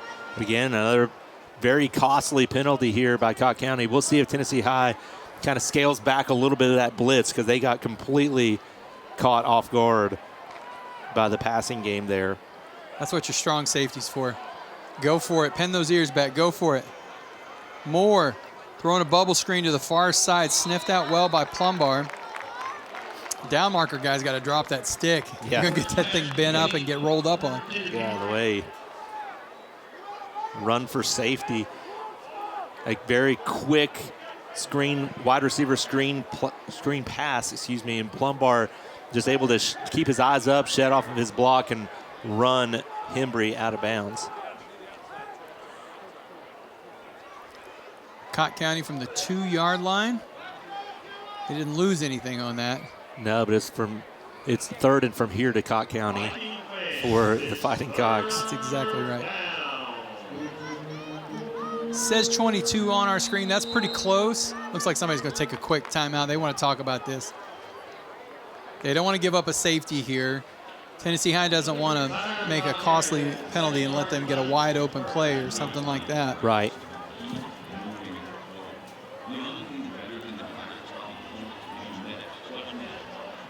All right, next week, we are back at the Stone Castle for the BTES Bowl. Westridge Wolves come to town to take on the Vikings. Watch all the action live right here on BTS Power 7 or stream it live on the BTES YouTube channel. The kickoff is at 7, not 7:30. Is that right? Yes, sir. 7 o'clock here for the home games at Tennessee High, but everything else is accurate. Streaming on YouTube. That's right. We have that game next week, trying that out, and it's been pretty well received, I think, from a lot of people, is the YouTube access there, getting the games out to people that may not be able to go to the field. And, you know, depending on what the weather is next week, it could be frigid cold. You know, you never know. But I think, you know, we've really had some positive feedback there from the YouTube channel and the availability of the games. So go to our YouTube channel, subscribe, like, share these videos. BTES videos is what you want to look up on YouTube. And then we're going to do a quick kick. Nobody was looking for that. I don't blame them. On third down. That's exactly right. He knew how bad they were backed up. He didn't want to turn that into a safety. That rolls all the way down to the 40-yard line. Again, not a bad punt considering the circumstances. Not great field position for the Cocke County team to let the opponents start out in, and almost got it blocked. There were a couple Vikings that were getting back in the backfield for that as well. If you had a punt on third down on your football bingo card for tonight, you win. You need to go to the lottery, to the nearest gas station, and purchase a lottery ticket, because you, my friend, are lucky. And that's just how dangerous this Tennessee High defense is, especially in those short yardage positions when you're backed up against your own goal line. I don't mind that call. Elliott back in at quarterback, hands off to Plumbar, who dives straight ahead and is off to the races. We'll call that 6 when we say touchdown, Vikings.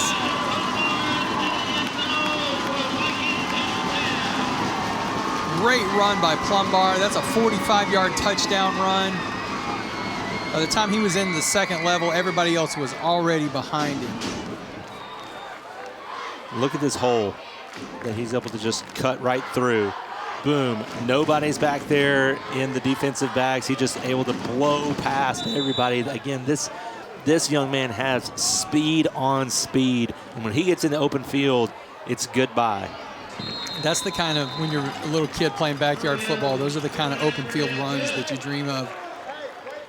Wide open. Watch here. Hand off.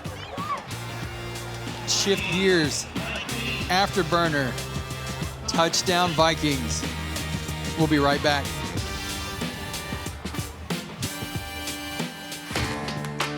Whether you're building, landscaping, renovating, refreshing, or simply researching, rent the right size tools for your size jobs. In store, online, or in app at Sunbelt Rentals, where tools rule.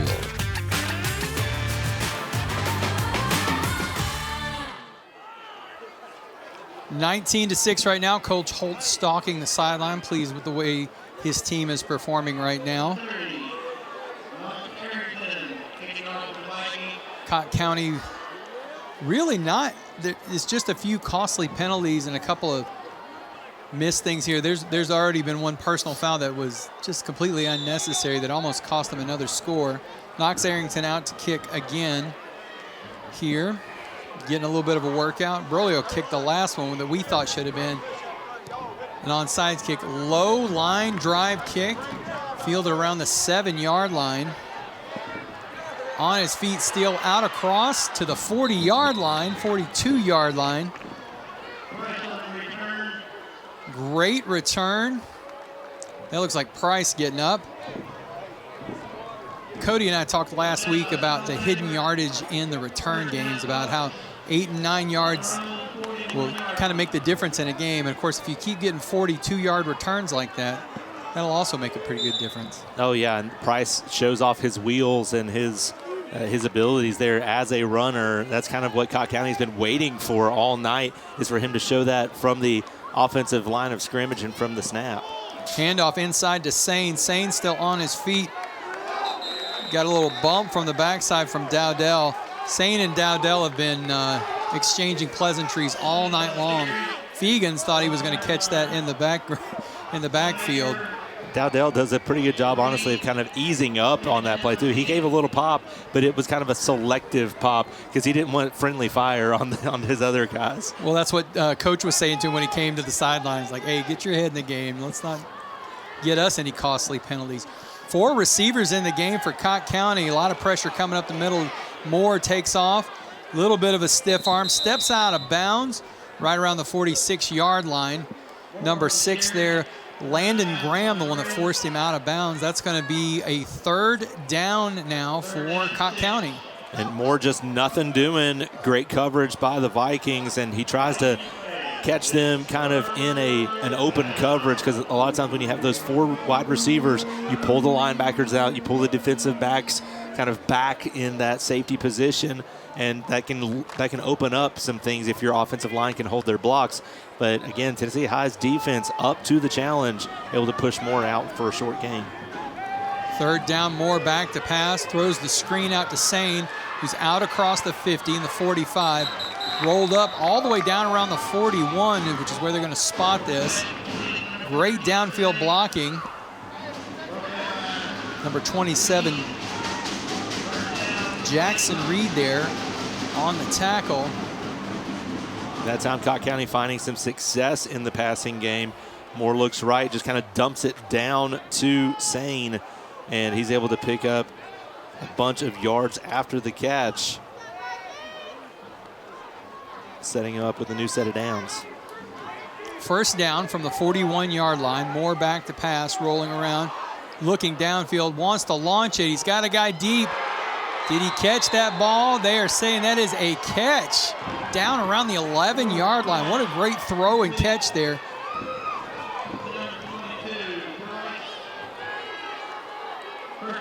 Yeah, great catch there on the far sideline as Moore rolling to his right, waiting.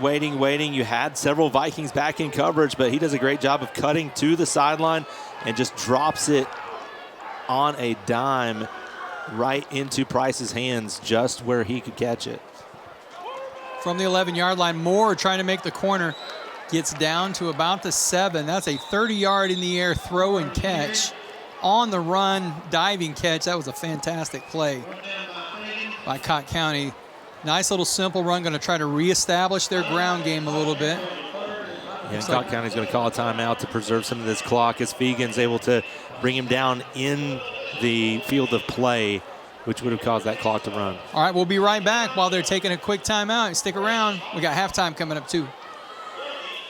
Timeless country. Oh, play me some mountain music. She said, here's your one chance, fancy, don't let me down. The good stuff that brings back so many memories. 96.3, The Possum. And that's why I hang my hat in Tennessee. 96.3 The Possum. Coach Mays on the sideline down there helping out. Strength and conditioning coach for the district, and can't resist the football field. Is longtime head coach for the Vikings as well, with great success, career success right there in the black jacket. Right above the BTES logo. All right, Cocke County back out on the field. Spread formation. Single back in the backfield. Sane in motion. Moore throws it to the end zone. Trying to hit big number 3, Ethan Fine, hoping for a jump ball situation there. I'm not entirely sure that wasn't a little bit of impeding the path there, but that was within 5 yards of the line, so they're not going to call that. Yeah, you can contact them within 5 yards, and as long as you have your head around and making a play for the ball, then you can kind of contact the receiver a little bit early as well. Fine, though, he is a big, tall kid. I'm surprised that they don't just give him a couple of different shots here, but it looks like he's even out of the game. Moore back to pass, looking into the end zone again, getting a lot of pressure. Fegans almost had him down, still on his feet, throws low, incomplete in the end zone to Price. Price is saying he caught it.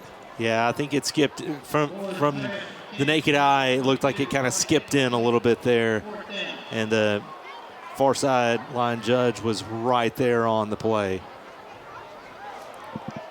Yeah, Moore gets pressure here from Fegans, who's came straight up the middle from the middle linebacker spot. And you can see that ball, the nose is down the entire way. Defended well there by Riley Price. Out to kick. Left-footed kicker.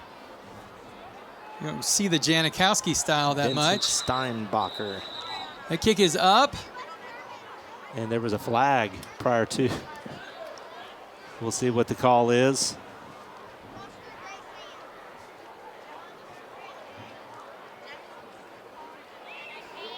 Prior to the snap, encroachment on the defense, number 19.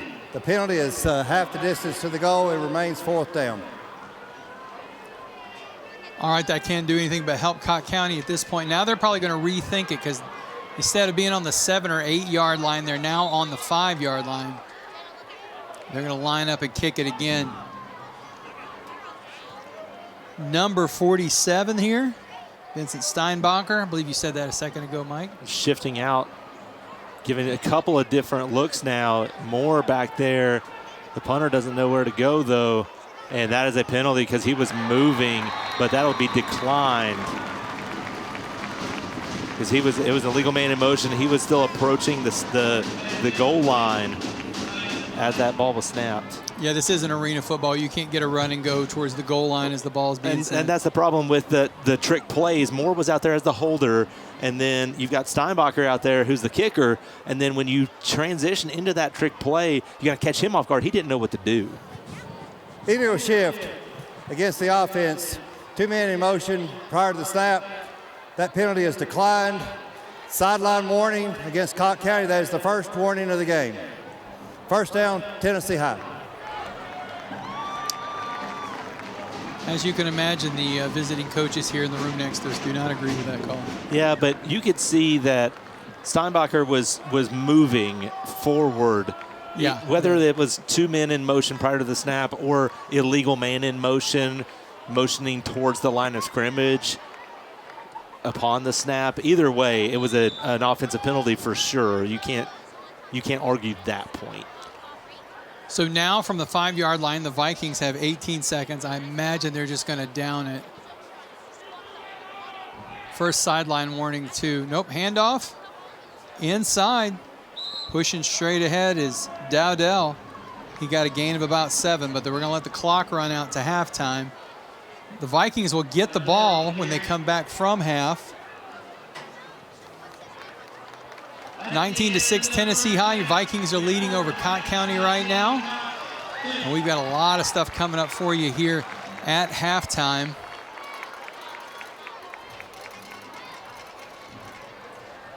Cocke County looked really good coming out in the opening drive for themselves, marching right down the field, picking up 6 points, and then Tennessee High responded, and you've got now here's Sane with his third conversation with that same referee, probably arguing about uniform because they pushed one guy out for a equipment violation, made him go tuck his shirt in, and here he's got his shirt rolled up. He's also the one that got a personal foul for an end zone hit that was unnecessary. But we've got a big halftime show coming up. Stick around. We'll be right back.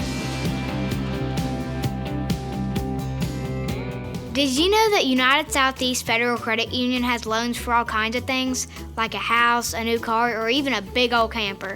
They can help make it happen. If you want to go on vacation, like to a baseball game, USFCU is here to help. You can apply for loans online or in person, whether it's for something big or something small, like your first used car, which I'll need soon. I wonder if they can help me buy a baseball team. Hey Siri, remind me to ask Mom. Energy. There's more to it than keeping the lights on. Because we're served by public power, owned by the people who live here, and charged with one purpose: helping our communities thrive. Together, we support what matters to us, like more job opportunities, protected lands, and local education. You see, it's about more than power. It's about how we use our energy for a better tomorrow. That's community energy. Back in the historic Stone Castle here, Move Smarter with Parker, sponsoring all of our drone shots here tonight. Austin flying the drone for us tonight as well. We got the Tennessee High Band is lining up on the field. And I believe we're going to get a chance to see their entire show tonight as well. And I believe we have the Cocke County Band also lining up down here. They're lining up on the sideline so that they can watch. No, this is Cocke County. Tennessee High's coming up. Sorry, I got them backwards. There we go.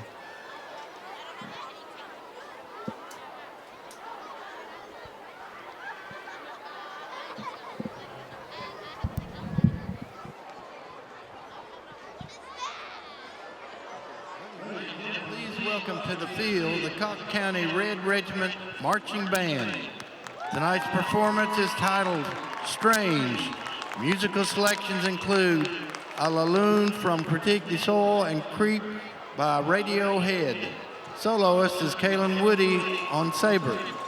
Student leadership for the 2024 Red Regiment is Edna Santiago Lopez, drum major, Caden Lovell, woodwind captain, Lee Terry, brass captain, Isaac Stokely, percussion captain, and Summer Moore and Adrian Thomas, color guard captains.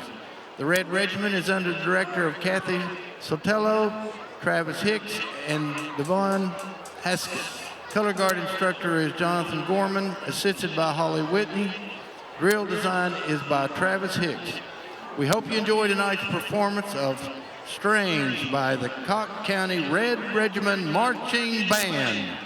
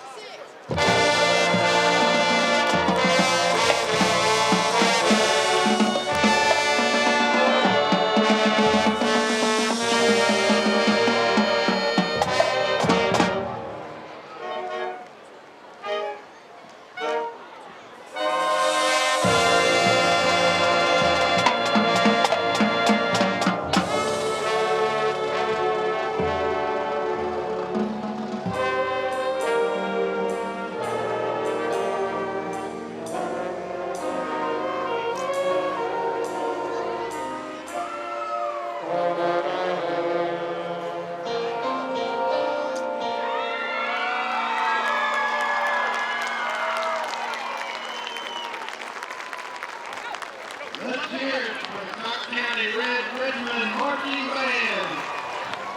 And that was a performance from the Cocke County Band. Earlier this week, I got to have an interview with our Burke Powers and Hardy Student of the Week, and this was a very special interview for me. You will see why. It has probably been one of my favorites of this season, maybe even of Gridiron Game Day career. So let's take it away.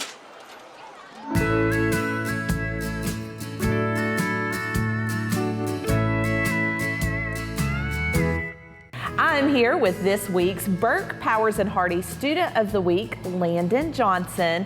Landon, let's talk about your time here at Tennessee High School and what you really enjoy about being here. I really enjoy drawing, and I really enjoy having friends like my friend Reagan Cuddy, and I used to be friends with Mazzy, and I loved being friends also with Miss Tammy, and Mr. Graham and Miss Jenny, and Miss Brooke and Coach Stubbs. And people give Coach Stubbs a hard time, and Coach Stubbs has a beautiful singing voice. No. You hear me, Coach Stubbs? You were telling me that you really love country music as well, right? Yes. My favorite singer is like, I fall to pieces.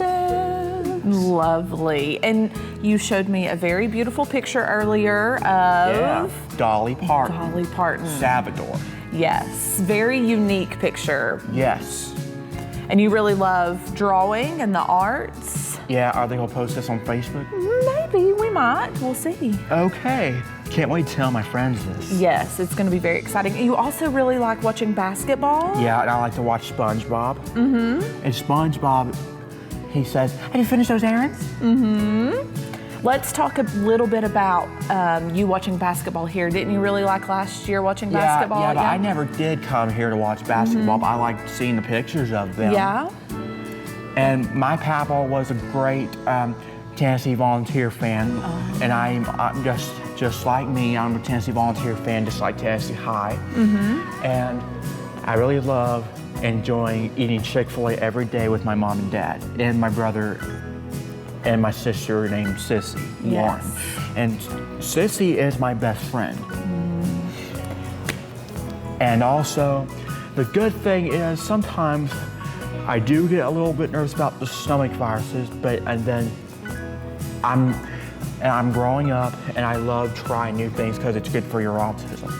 That is very true, yes. It is very good for your autism. Yes. And you cannot have hunts, it'll make you sick. Yes. Landon, let's talk about what is your favorite thing to learn here at Tennessee High School when you're in your classes?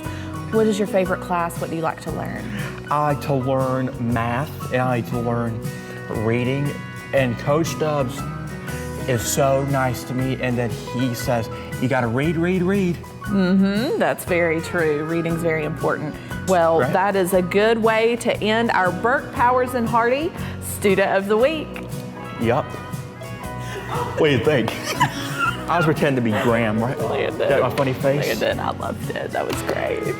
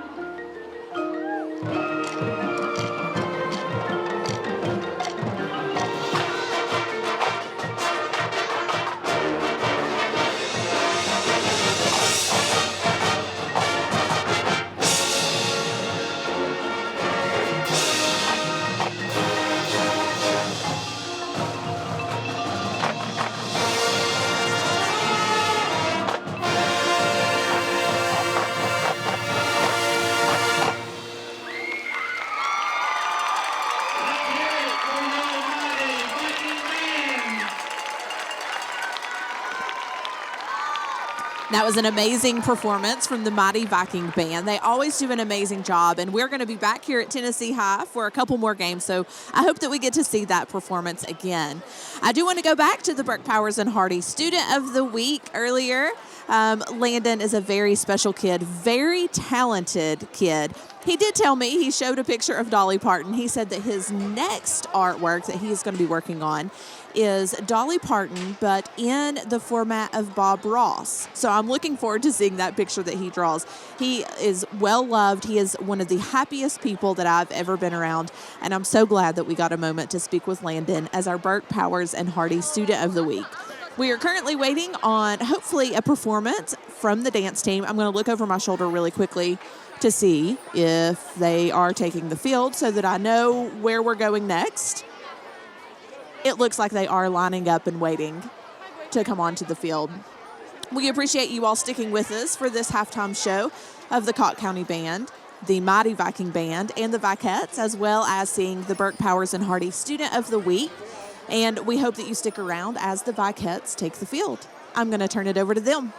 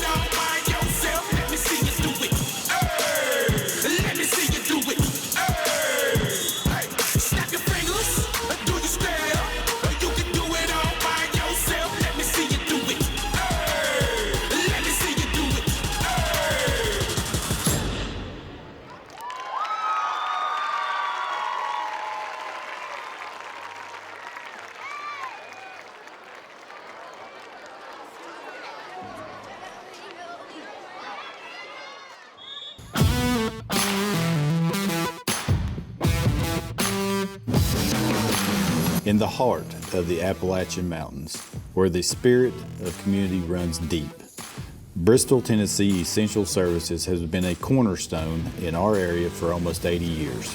Founded in 1945, BTES began with a simple mission: to bring reliable electricity to every home and business in Bristol. Through decades of dedication, innovation, and unwavering service, we've powered dreams and brightened lives.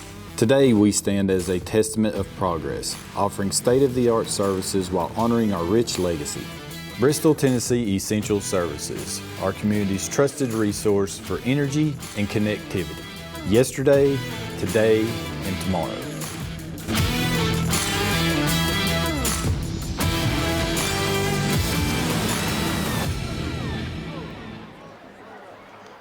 What's up, everybody? Back here at Tennessee High tonight as the Cocke County and Tennessee High Vikings are taken to the field tonight. 19-6 right now is your Tennessee High Vikings leading right now. Mike, what are we seeing from the first half here? Yeah, they're looking really good. Cocke County, like I said, came out in their first drive. They put up 6 points. That's exactly what they needed and what they were hoping would continue throughout the rest of the ball game.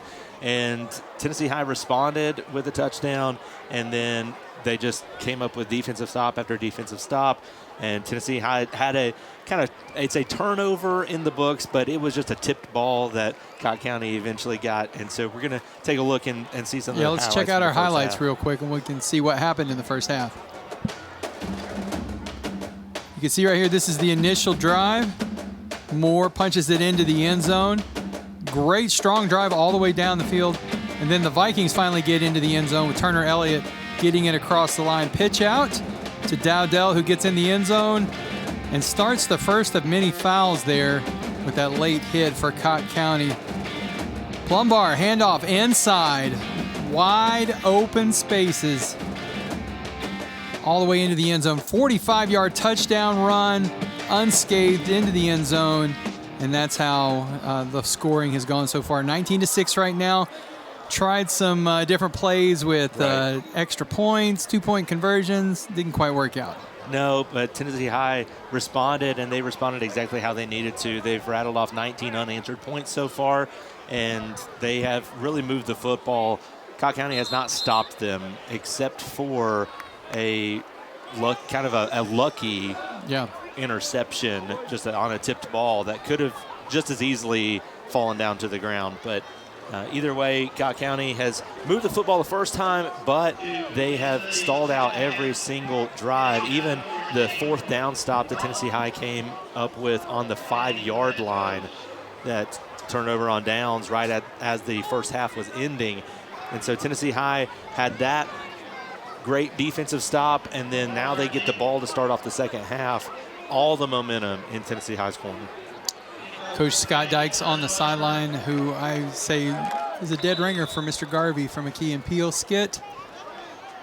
Somebody else will see it now, too. Back was calling out the attendance sheets. That's the one. Cocke County elected to receive in the first half, so they're back out to kick off now. Only their second kickoff. Short kick. Looked like it was going to try to be an onside kick. Fielded well. Covered up. So the Vikings will start from the 40-yard line. That was number 27, Jackson Reed, rather. Jackson Reed on the catch and the downing of the ball. Speaking of Richardson, he's going to check in at quarterback here for the second half. They have the rotating quarterbacks with Elliott and Richardson, which means we'll get to see Elliott in some of these other spots as well as he is, as we've also seen Richardson in the slot once or twice. Plumbar in motion. Richardson looking to keep it and is out across the 45-yard line with an improbable 6-yard scamper there. Yeah, just some really good moves there, some elusiveness by Richardson. Plumbar goes in motion to serve as a lead blocker out there, and you see number 16, Bo Profit, has a chance at him. Number 13, Colton Sane, has a chance at him before he's able to get to the sideline and pick up 6 yards from what looked like a dead play to begin with. Good job by Richardson. 5-yard gain. Second down from just on the other side of the 45-yard line. Plumbar in motion again. Richardson with the flip pass. Plumbar in a lot of space, looking for some room to run. He's got enough for a first down. Pushed out of bounds right around the 43-yard line. And we have a flag on the play. Yeah, that's gonna be a flag on the play for slinging him down to the ground after he was well out of bounds. And number 23, Jaquel Porter, had a chance to knock this ball down as it came out of Richardson's hands, but pass was complete to Plumbar. He found a lot of room on the far sideline. After the play, personal foul on the defense, number 24. 15-yard penalty, first down. That's Orrin Hazelwood. 15-yard penalty. You can see there, almost knocked the ball down. Plumbar just stays on his feet. And watch this. So he's out of bounds, clearly out of bounds, and then just that extra spin and sling out of frustration. That moves the Vikings down to the 29-yard line. Richardson back to pass. Quick out route. Harkleroad still on his feet, out across the 20. Another first down for the Vikings. Richardson delivers a very good-looking ball. He is a good passing quarterback, just a junior, so the duties most likely will fall on his shoulders next year as Elliott will graduate, getting valuable reps here at quarterback. Tried a hard count to get the guys to jump off, didn't work. Handoff inside to Dowdell, who's up to the 10-yard line, still on his feet, falls forward down to about the 7. And arm tackles just are not going to take this kid down. He can run through anything that you can throw at him. Just a hard-nosed runner. I mean, look, number 15 right there, able to trip him up, but not before he gains an extra 4 yards. Dockery there just kind of getting dragged along for the ride. And Elliott now back in there as they've got the goal line package and putting some extra big bodies there in front of him. United Southeast Federal Credit Union on all of our replays sponsoring again this year. Elliott out of the pistol, going to hand it to Dowdell, who's trying to make the corner and does. Touchdown Vikings. Number 1, Timothy Field, thinking about the personal foul there at the end. You could see he wanted to hit it. Number 55, Micah Norton right here. He's lined up in the left side of the backfield, and he serves as a lead blocker, and he's just able to seal this edge and gives Dowdell the room he needs. Micah Norton is a strong kid. Actually, I saw a video on X earlier today that he set the school record for hang cleans at 340 pounds recently. And if you've ever tried to hang clean, that's hanging the bar from around your knee and cleaning it all the way up to your chest. It's hard to do. Elliott on the rollout and the pass into the end zone to Harkleroad for the 2-point conversion. 25-6. Vikings are leading, trying to cement their playoff spot tonight. They went on a great 3-0 run, which has got them to 5-2 coming into tonight. We'll be right back after this message with some more football here on Gridiron Game Day. Do you know that United Southeast Federal Credit Union has loans for all kinds of things, like a house, a new car, or even a big old camper? They can help make it happen. If you want to go on vacation, like to a baseball game, USFCU is here to help. You can apply for loans online or in person, whether it's for something big or something small, like your first used car, which I'll need soon. I wonder if they can help me buy a baseball team. Hey Siri, remind me to ask Mom. Back at the Stone Castle tonight, the Viking faithful very happy with the showing of their team so far, 27-6 after the 2-point conversion from Elliott to Harkleroad. You see Coach out there. Price back to receive this kick. Brolio back out for the kickoff this time. Line drive kick right over the head and into the end zone for a touchback. That's a nice soccer style kick. Not much for his return team though. Yeah, didn't have much of a chance of coverage, but it goes through the back of the end zone anyway. And this is some of the worst field position that Cocke County has started with. They had the one drive that started inside their own 5-yard line, but everything else has pretty much been beyond the 20, even closer to the 35, 40-yard line. Moore faked it to Price and decided to keep it. Gain of about 3 with the forward momentum. 23-yard line. That's going to bring up second down for Cocke County. Moore, a stocky, strong running quarterback. He's got a good gap there, but number 12, Khalil Honaker, does a great job of catching him from behind and slowing down his progress, allowing some of the other Vikings to come from the front side and stop his forward progress. You can see on the replay there, Moore hanging onto the ball very well. Moore flipping the ball out towards the sideline. Caught and rolled up down around the 25-yard line is number 10, Talus Thompson. Just an easy, quick pitch and catch here. Moore passing out to Thomas and able to just reel it in, pick up a couple of yards. Dane Music, number 4, on the tackle and gives them third and manageable, a little medium yardage here. But this has been kind of the yardage that Tennessee High has really brought an extra blitzer. We'll see if they do that again. Moore back to pass. He's got a guy that is just behind the defense and again a little bit off the mark. That was 4th down for Cocke County. It's an interesting when to go for it, or that brings up 4th down. Okay, the guy switched it early. Yeah, Tennessee High just electing to run 4 that time. from the defensive line and dropped everybody else back in coverage. That's why you had a couple of Vikings around number 12, Roberts, the intended target. Good coverage downfield, and they'll force another punting situation for Cocke County. We know this kid can get it in the air a pretty good ways. We'll see where this punt ends up ending. Moore back to kick. High kick. Deep kick fielded at the 45-yard line. Smartly signaled for fair catch. That was number 11, Bo Utzman, on the reception there. 9:04 here to go in the third quarter. Up by 21 are the Tennessee High Vikings. This game, of course, not really out of reach for Cocke County, but unless they can get something going offensively. Yeah, Tennessee High their offense has been on the field for a long time. Time of possession heavily favors the Vikings as they've just moved the football at will. Hand off to Plumbar again from Elliott. He's out across the 40 to 35. And they're going to spot him right around the 33-yard line. That is a great run here. Check out how...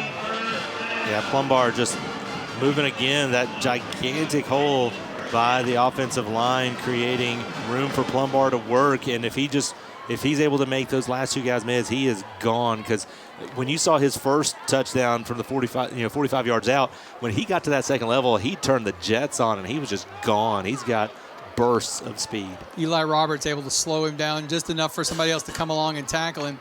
First down from the 33-yard line. Back to pass is Elliott. He's got a guy open in the end zone. It's Harkleroad, just not quite able to connect. But he was watching him the whole way into double coverage and still had position, just not able to bring in the catch. Yeah, that's a tough ball to catch, but a catchable ball nonetheless for Harkleroad. He's usually pretty sure-handed. And those catches, though, when you're running full speed, you know you've got two guys behind you. You're kind of trying to slow play it a little bit to give yourself time to run underneath this football. You see he kind of slows down, has to change direction just at the last second. He was kind of cutting more inside towards the goal post, and it goes over his right shoulder. Plumbar again with the carry out across the 15, down to about the 13. They don't really have an answer for him yet, do they? No, they don't. And Plumbar, he is just, we've said it the whole time, he is just so fast. And look at that offensive line again. Another huge hole. And just, he kind of jukes Cofield out of his shoes at that point. Cofield just gets frozen. Here, watch the down lineman, like on the ground. They have 3 down linemen on the ground. That's the dominance of the Tennessee High offensive line. You know, to the untrained eye, it almost looked like they were trying to take out a knee from somebody. Elliott on the carry from 14 yards out into the end zone. Touchdown, Vikings. That's the danger of Elliott at the quarterback position. You hand off the ball to Dowdell and Plumbar and some of these guys, and they kind of lull you to sleep a little bit. And then Elliott fakes the handoff, cuts back to the left side. Everybody else is over pursuing on the right side, and cuts back to his left, walks right in for a touchdown. Says we have a flag down on the, I see it now.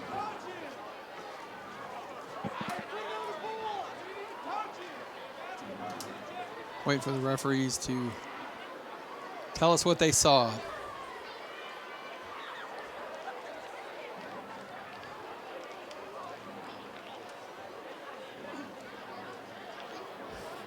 After the play, personal foul on the offense to 55. The penalty will be enforced 15 yards on the kickoff. So touchdown stands, 27-6 right now. Coach says go for one.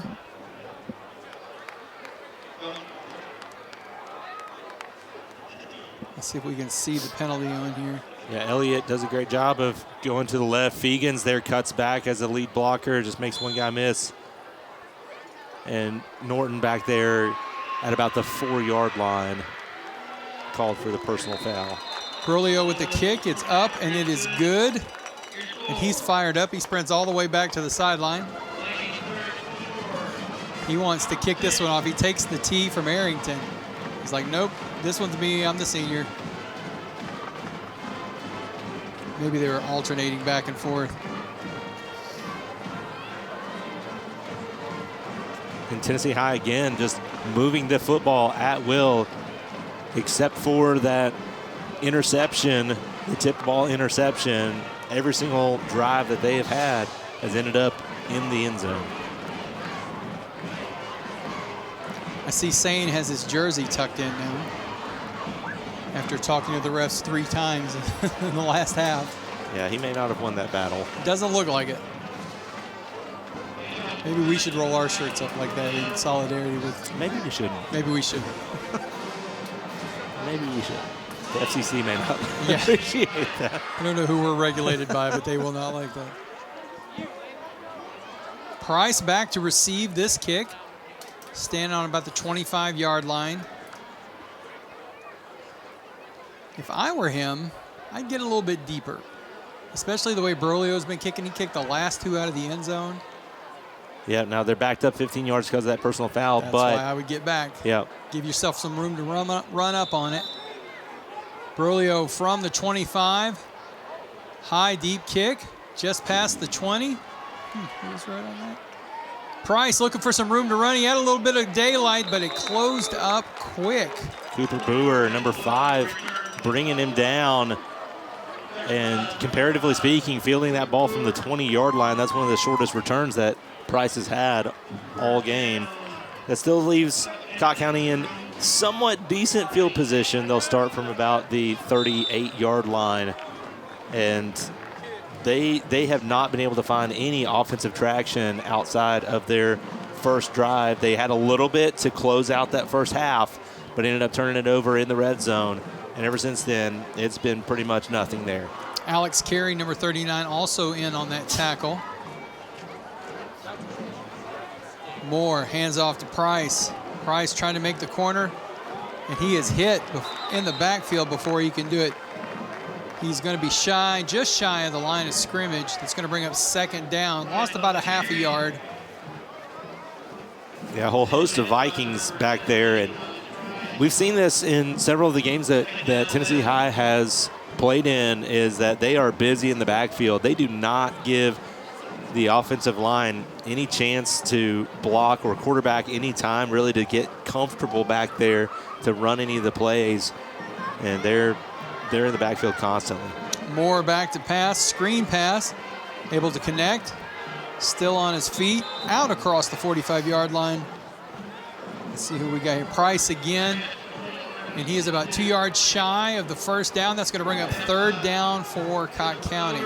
And that's the type of play that you need whenever you're having trouble coming out from the backfield, when you've got the defensive line in the backfield, is you kind of let them over pursue. You can see the offensive linemen, they didn't even try. They chipped him a little bit, but they didn't even try to block him.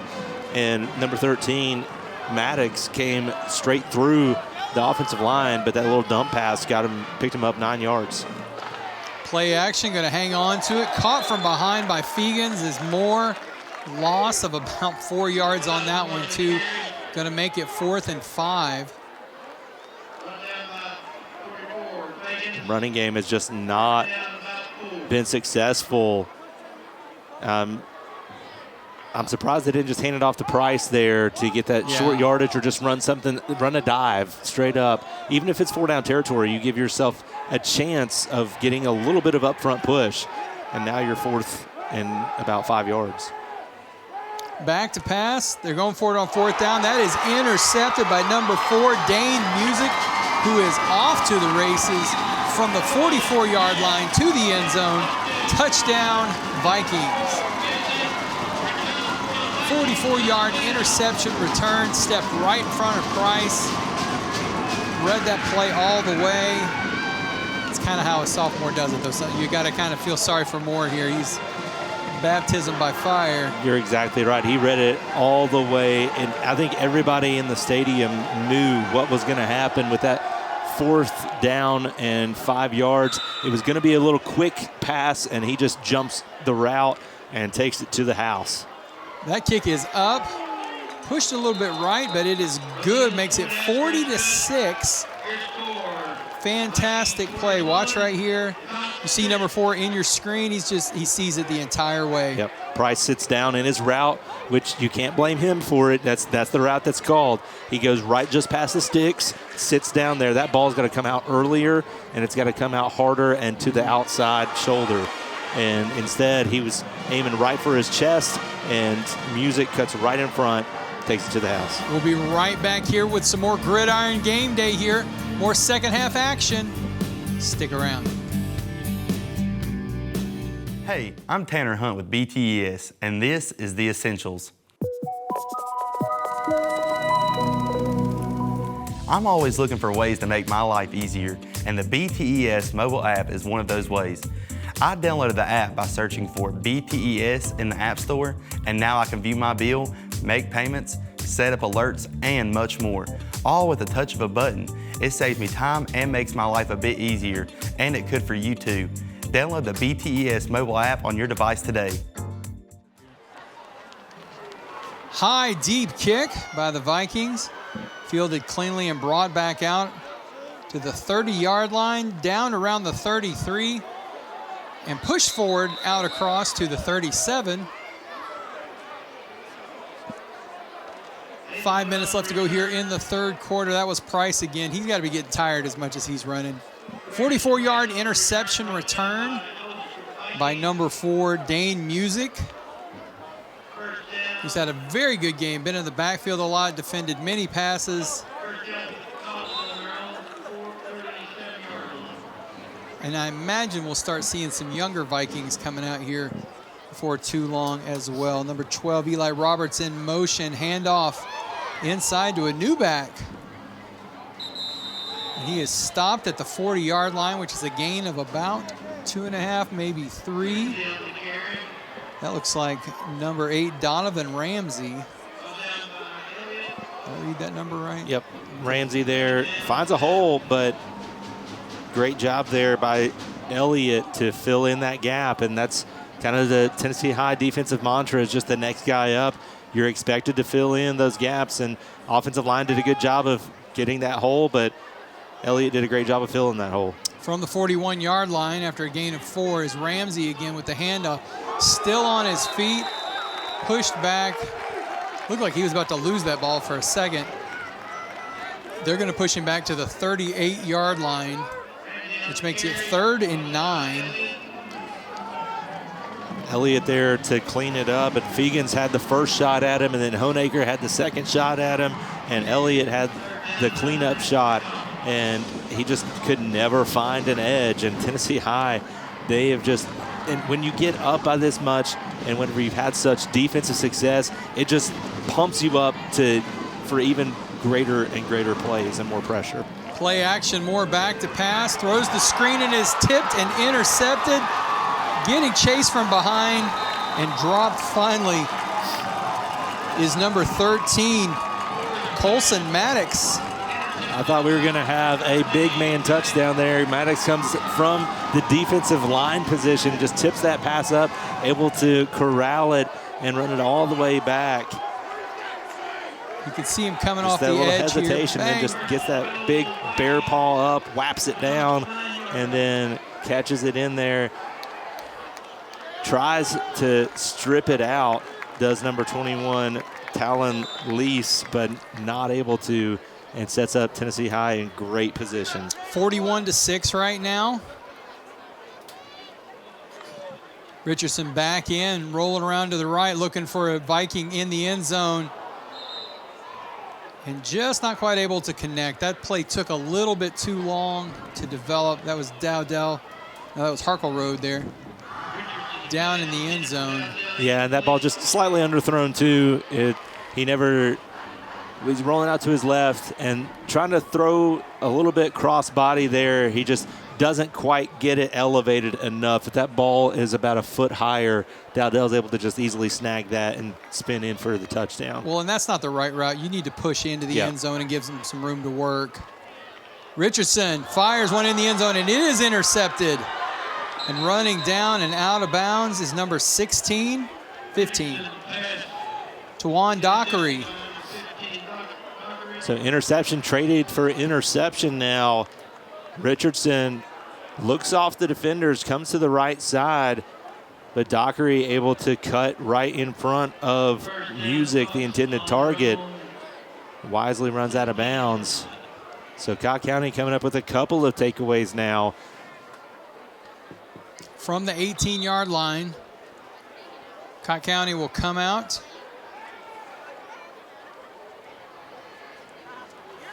They've got some guys coming in late.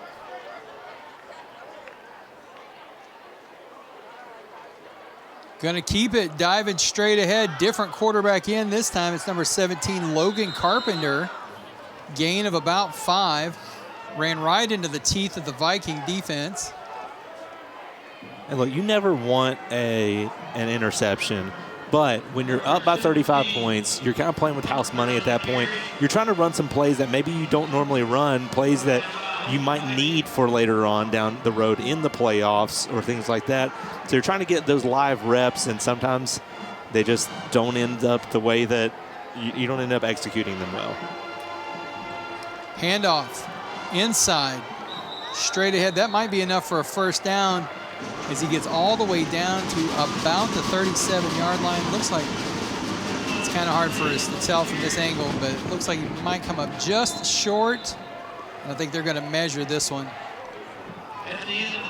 Nope, they're going to give it to him. All right, that's going to be the end of the third quarter. Vikings are up 41-6 right now. We'll be right back with our last quarter of the evening and some more Gridiron Game Day. Hi, I'm David Wampler. I'm franchisee for Jersey Mike's. We have stores in Bristol, Kingsport, Abingdon, Norton, and soon to have one in Gray, Tennessee. The store that we're in today is located on Volunteer Parkway. We opened this store in July of 2006. Jersey Mike's is a wonderful franchise to be a part of.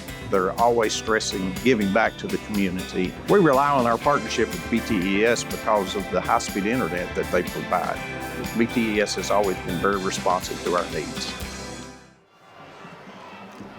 Beautiful shot of the moon here tonight, here in the newly renovated historic Stone Castle here in Bristol, Tennessee tonight on the border town. Tennessee High up 41-6 right now over conference rival Cocke County. Started off as a pretty even game, but Tennessee High has progressively pulled away with each series defensively, offensively, even at special teams. Just traded a couple interceptions to give the ball here to Cocke County, where they're going to take over on about the 27-yard line. And we'll see with a new quarterback in if they can get just a little bit of offensive magic going here, and it does not look like it. Price hit in the backfield originally by Fegans and then clobbered by several Tennessee High players. Turner Elliott in there. Number 77, Fegans, number 44, the first guy back there. Yeah. Number 17, Riley Price in there as well. Fegans gets just enough of him, kind of turns his body perpendicular to where he was planning on going and allowed the rest of the Vikings to catch up to him. Out of the pistol formation again, 4 receivers in. Looking downfield, thrown just a little bit high. Number 17, Logan Carpenter. Not really sure who his intended target was there. Looked like maybe number 11, Jerome Cofield. Yeah, and the reason why that pass was as errant as it was because Honaker put a hit on Carpenter, and just as he was releasing that ball, I bet he saw him out of the corner of his eye as soon as he was releasing that and just kind of sailed it. 3rd and 11. Starting to see some other players in for Cocke County as well. Carpenter flips it out. And number 82, Devin Caldwell, probably wishes he'd have dropped it. Yeah, because again, Honaker there tees off on him, so does Music. Plumbar, one of the first guys there, making that pass hard to catch.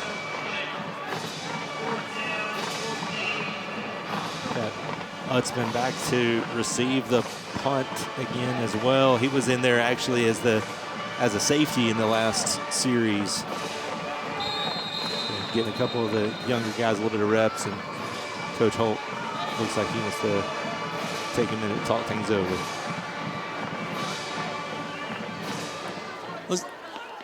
10:04 left to go here in the game. Here's Tennessee High's schedule coming up. They've got Westridge next week, which we'll be back here for. And then they've got Daniel Boone the following week, so we'll be here 3 weeks in a row. We got Westridge, which will be 2 of our teams on there. And then we'll get to see Boone. Boone can still play spoiler to a lot of people and knock some folks out of the either hosting a playoff game or out of the playoffs entirely. But it looks good for Tennessee High tonight with the way they're playing Cocke County. There's a fair to Midland possibility they'll be hosting a playoff game.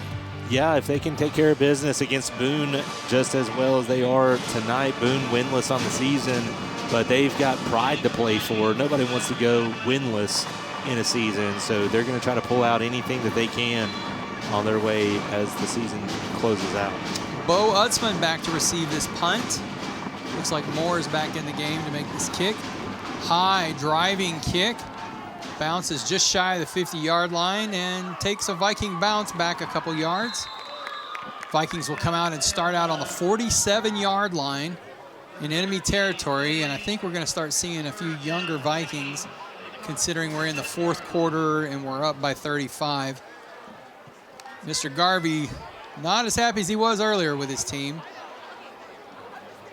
Yeah, it looks like a couple of the backups are starting to trickle in now on the line and in the skill positions.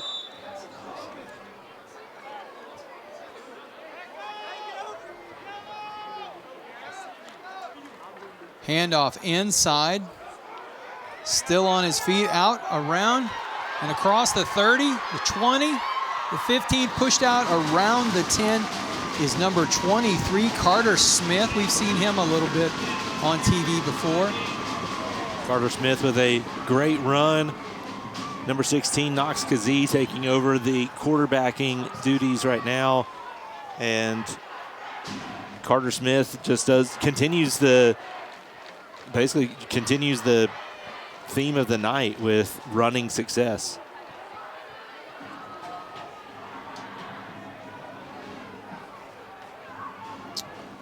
Handoff inside again. Smith caught at the line of scrimmage and driven back.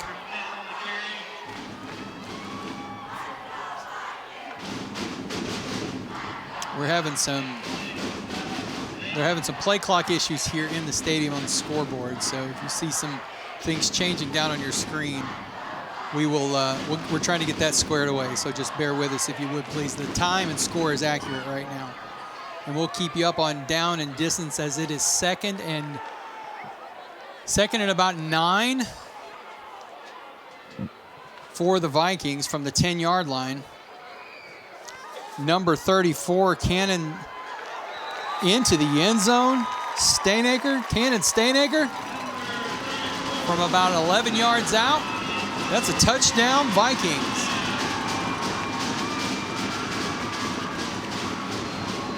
Second verse, same as the first, and now second string, same as the first for Tennessee High. And the younger guys getting it done, finding the end zone. Stallnaker just a freshman. This kick is up, and it is good.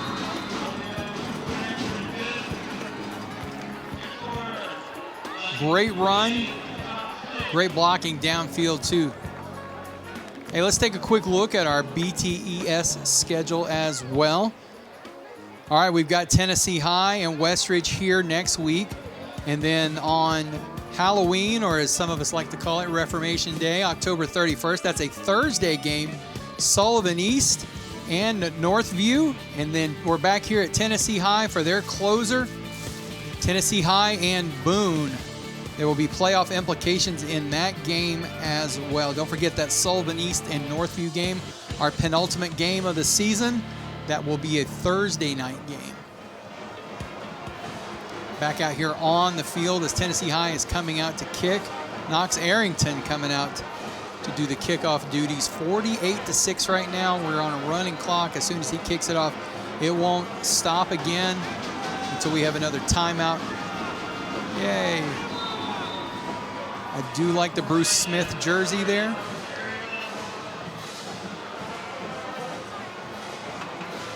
Everybody from a generation remembers Bruce.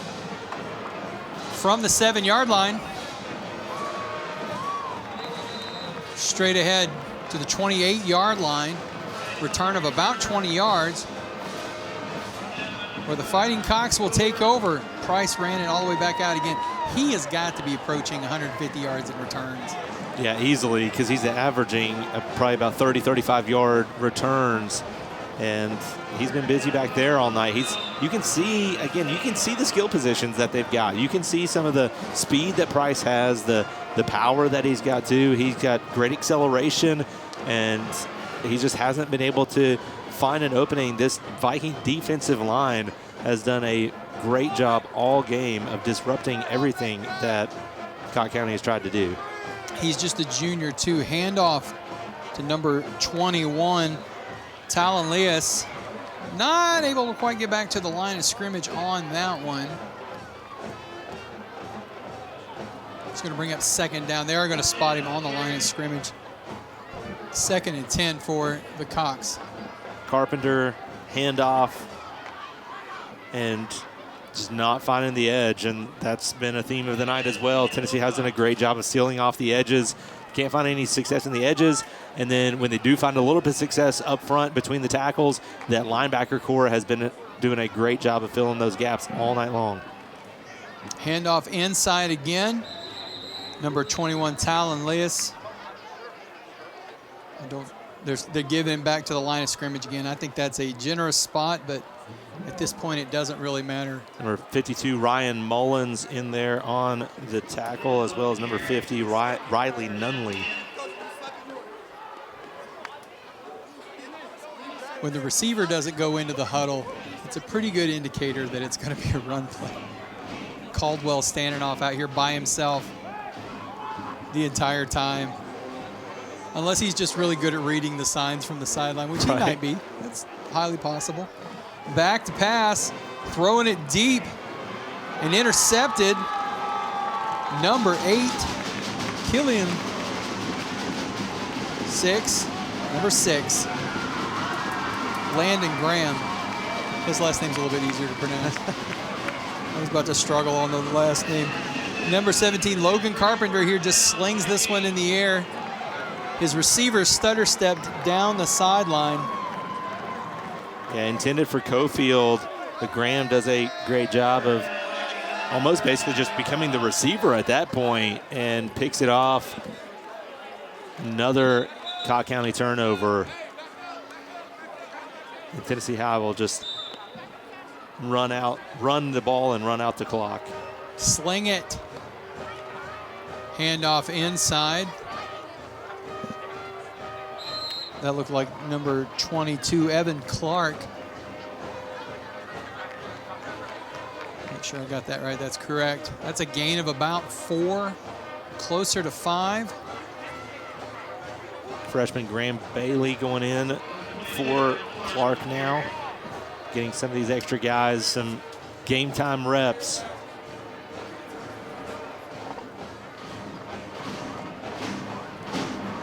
After the game here, we'll talk to Coach Holt.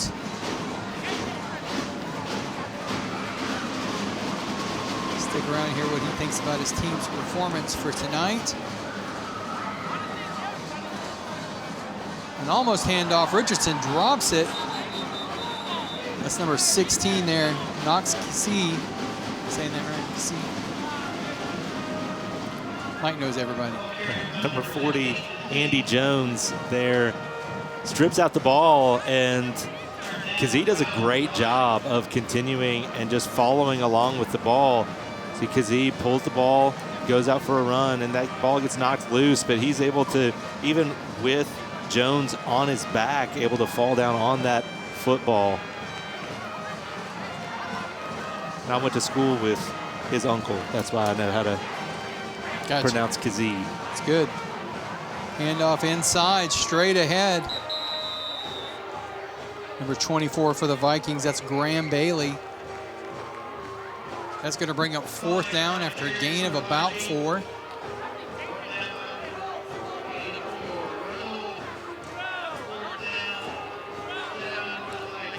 Number 15, Maxwell Holt checking into the game. I would imagine they'll probably go for it here. I would think maybe try a hard count and then just go ahead and take the penalty and go for it. Yep. 2.5 minutes left to go in this game. There's no point in shovel pass to Holt. Still on his feet. Out across the 50. First down, Vikings. Maxwell Holt on the run. Pretty nifty run there by Holt. Does a great job of eluding the tackle and picking up the first down. All but cementing this game.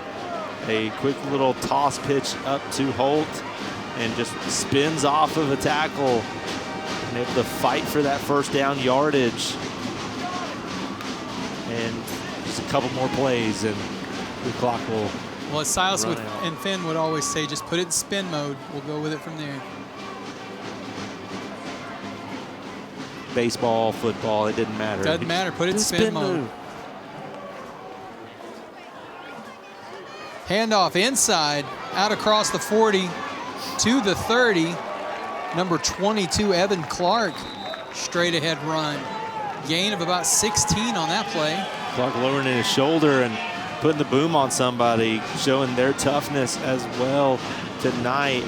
And Tennessee High, they know how to run the football. They are taught great form, great running technique, and it shows from top to bottom.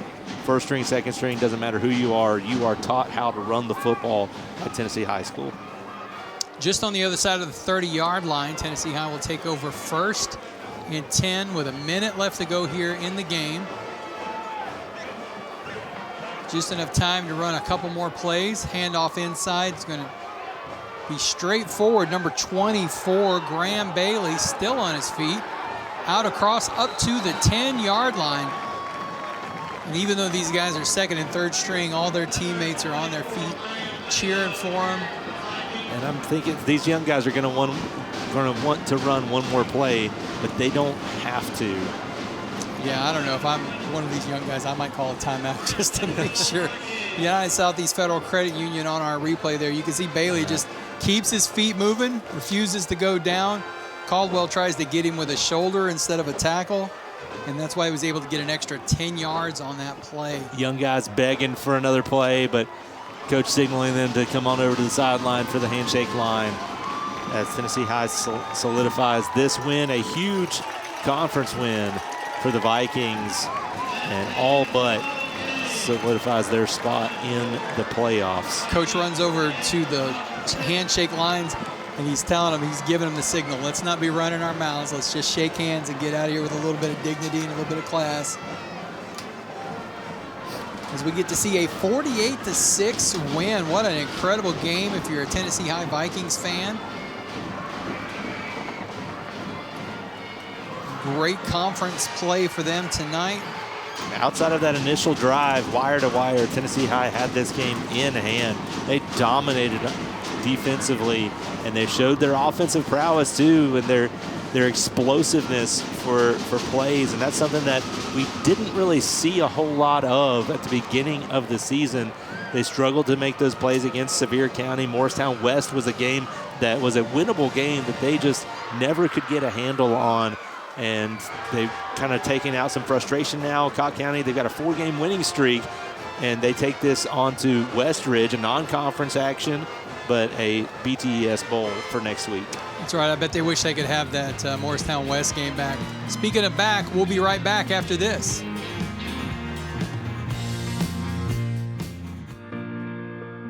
We use energy in powerful ways. But for our region, there's more to it than keeping the lights on. Because we're served by public power, owned by the people who live here. It's for all of us. So the initiatives we're able to support have one purpose: helping our communities thrive. We're bringing the benefits of our potential to everyone. That's community energy, and it's happening all around us. Like more job opportunities and growing neighborhoods, outdoor recreation thanks to our protected lands and waterways, supporting local education, local business, and investing in the things we care about. You see? It's about more than power. It's about how we use our energy for a better tomorrow. That's community energy. That's the power of us.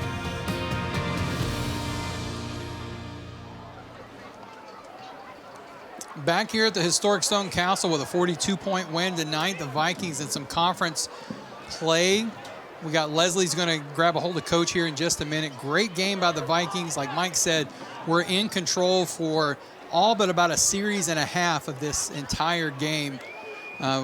They played a great game tonight, setting themselves up, like you said, for some non-conference action downstream, and then hopefully hosting a playoff spot if a few things break their way. Yep, that's true. They've got a little bit of they need a little bit of help to host a playoff game, but they have all but assured their playoff hopes with the win tonight. I think Leslie has Coach and is ready for us. Leslie, you ready? Thanks, guys.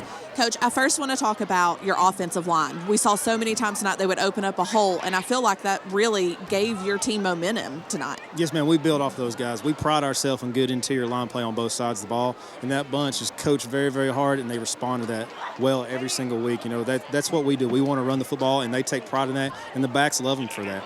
Tell me about the chain that the guys have wore on the sidelines tonight. Tell me what that is and what that's about. It just happened this week. There's a teacher here that someone at their church made that, and he dropped it off in my classroom early this week. I said, we would turn that into a turnover chain. It just kind of happened, and we got some turnovers tonight, so the kids got to enjoy it. It was awesome. That's what Viking Nation is. The whole community, the community really, really loves Viking football. It was really nice to see some of your younger players getting some playing time in the third and fourth quarter. How do you get them excited and get that playing time and making sure that you're preparing for the future with that? Yeah, those are our scout team guys during the week, so they kind of get beat up during the week, and when they get a chance to come in here and show what they can do, they do a really good job of it. We tell them that, the most important things we do here, offensive line, defensive line, and have good practices, and they're the biggest part of that practice is a good scout team. So next week, there's a game that we have dubbed the BTES Bowl because it's two of our BTES teams, Westridge, coming here for the Stone Castle to take on the Vikings.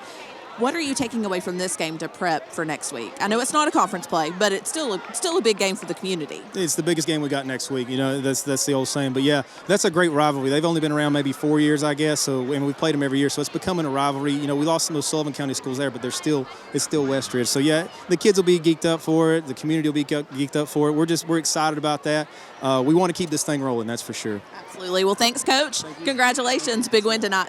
Back to the guys. Thank you, Leslie. 48-6 is your final here tonight at Tennessee High. Want to say thanks for tuning in with us here on Gridiron Game Day. Next week we'll be here again with Westridge and Tennessee High.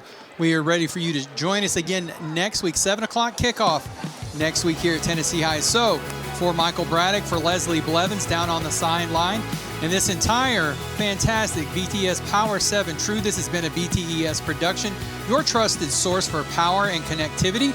My name is Ruben Ferry. Thanks for joining us, football fans. It's been a thin slice of heaven.